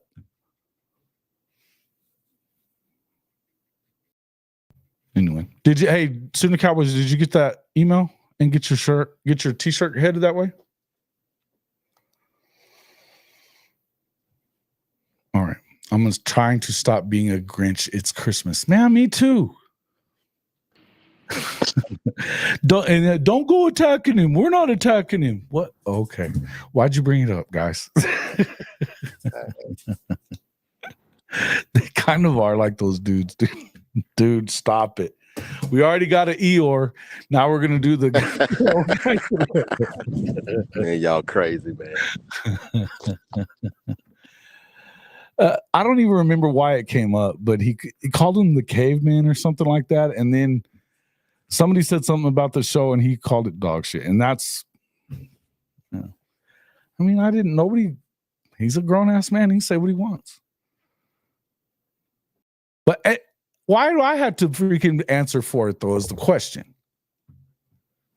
You know, that's all I was trying to tell him. But then he came back and said something again. I said, "Look, here's what happened," and I'll tell you that I think Coop was doing the same thing, but he just went probably a little further past the line. He was having a tough week. I don't know. Yeah. Talking about Jacob Jordan is a white boy at wide receiver. You ain't wrong. So why you gotta say it like that? Listen, man. We don't usually have the skills, bro. Athleticism ain't it felt a little bit. So. Hey, man. Well, there's a few down here, so yeah. Yeah, they're a little obnoxious. Call them Heckle and Jekyll. Yeah. The one guy yells more than the other, but and honestly, that at some point when they yelling at each other, it's kind of entertaining because it's brothers fighting and shit, right? What did you get? Yeah. Oh, cool. No, man, I have bad dreams about you, chicken. That's a bad subject right there, man. Do you think of it? Chicken crazy, man. He makes me You laugh. can run with so many variables with that one. Yeah, man. You guys stop that shit. Now, you always got to take it there, and I gotta, here's what it is. I gotta get out of here, fellas. I gotta get to work.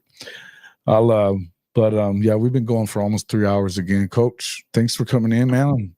It's you're in Iowa and it's 18 degrees, chicken, freezing that ass off, right? Stay out of that weather. Hey, I'm in Charlotte and it's 61. Oof, that's nice. Oh, I love it. I love it here right now too, though. Hey, if you guys didn't check it out, hey man, got the pullover sweater. Actually, it's not the pullover. This is the zipper, full zipper sweater. Got the logo. I think I may crank it. I may get that one up a little more. And Benji, I'll make sure that I get that there. I'll get those t-shirts on there as well. Jason. But, yeah. The one I send you, did you see anything that needs to be corrected? I might go a little smaller with the logo, just to, for the sweater. But yeah. But I like the logo. I'm partial to the logo. Well, I'm gonna tell you, any one I sell, you get your little cut. So you got to keep you in the loop. Are we doing Vanilla Ice and shit, legend? Damn. Oh God. Oh God. Come on. Had to be legend. Yeah. Anyway.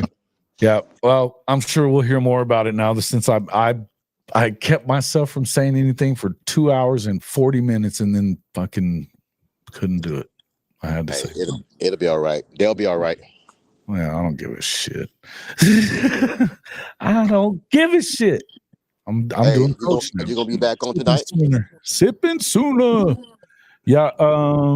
Yeah. Let's actually I'll give you a call here in a minute. I want to do something with we need to have the argument. I want to see if we can get Boganowski and some of these other guys Anybody who, hey, we might get old Rob or Richard Shear on here to argue about Dawson Janty or whatever. I don't know. We got to do something, you know.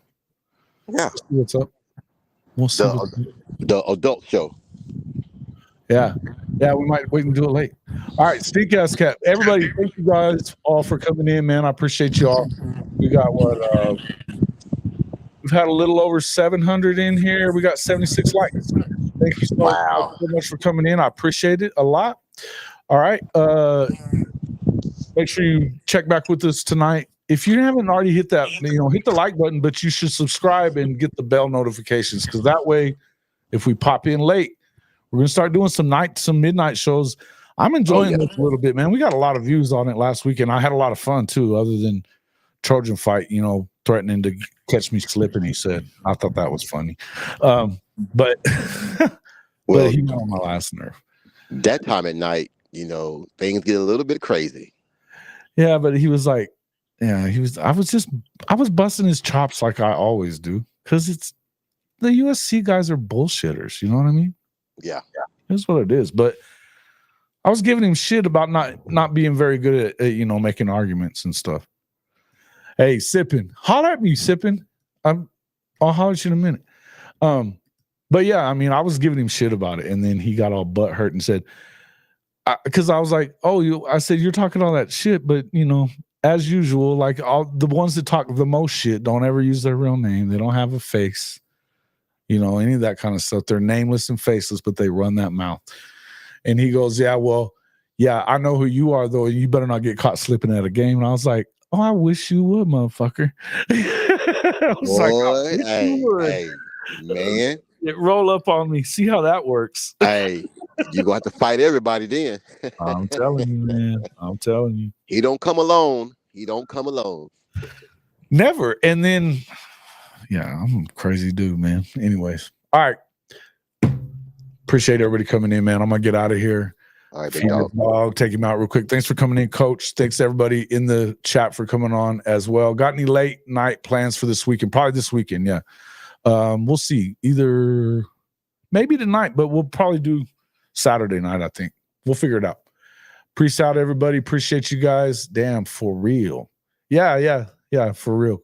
Believe that, Sipping? Crazy shit. All right, guys. Appreciate everybody coming in. We'll catch you all on the next one. See you, Coach.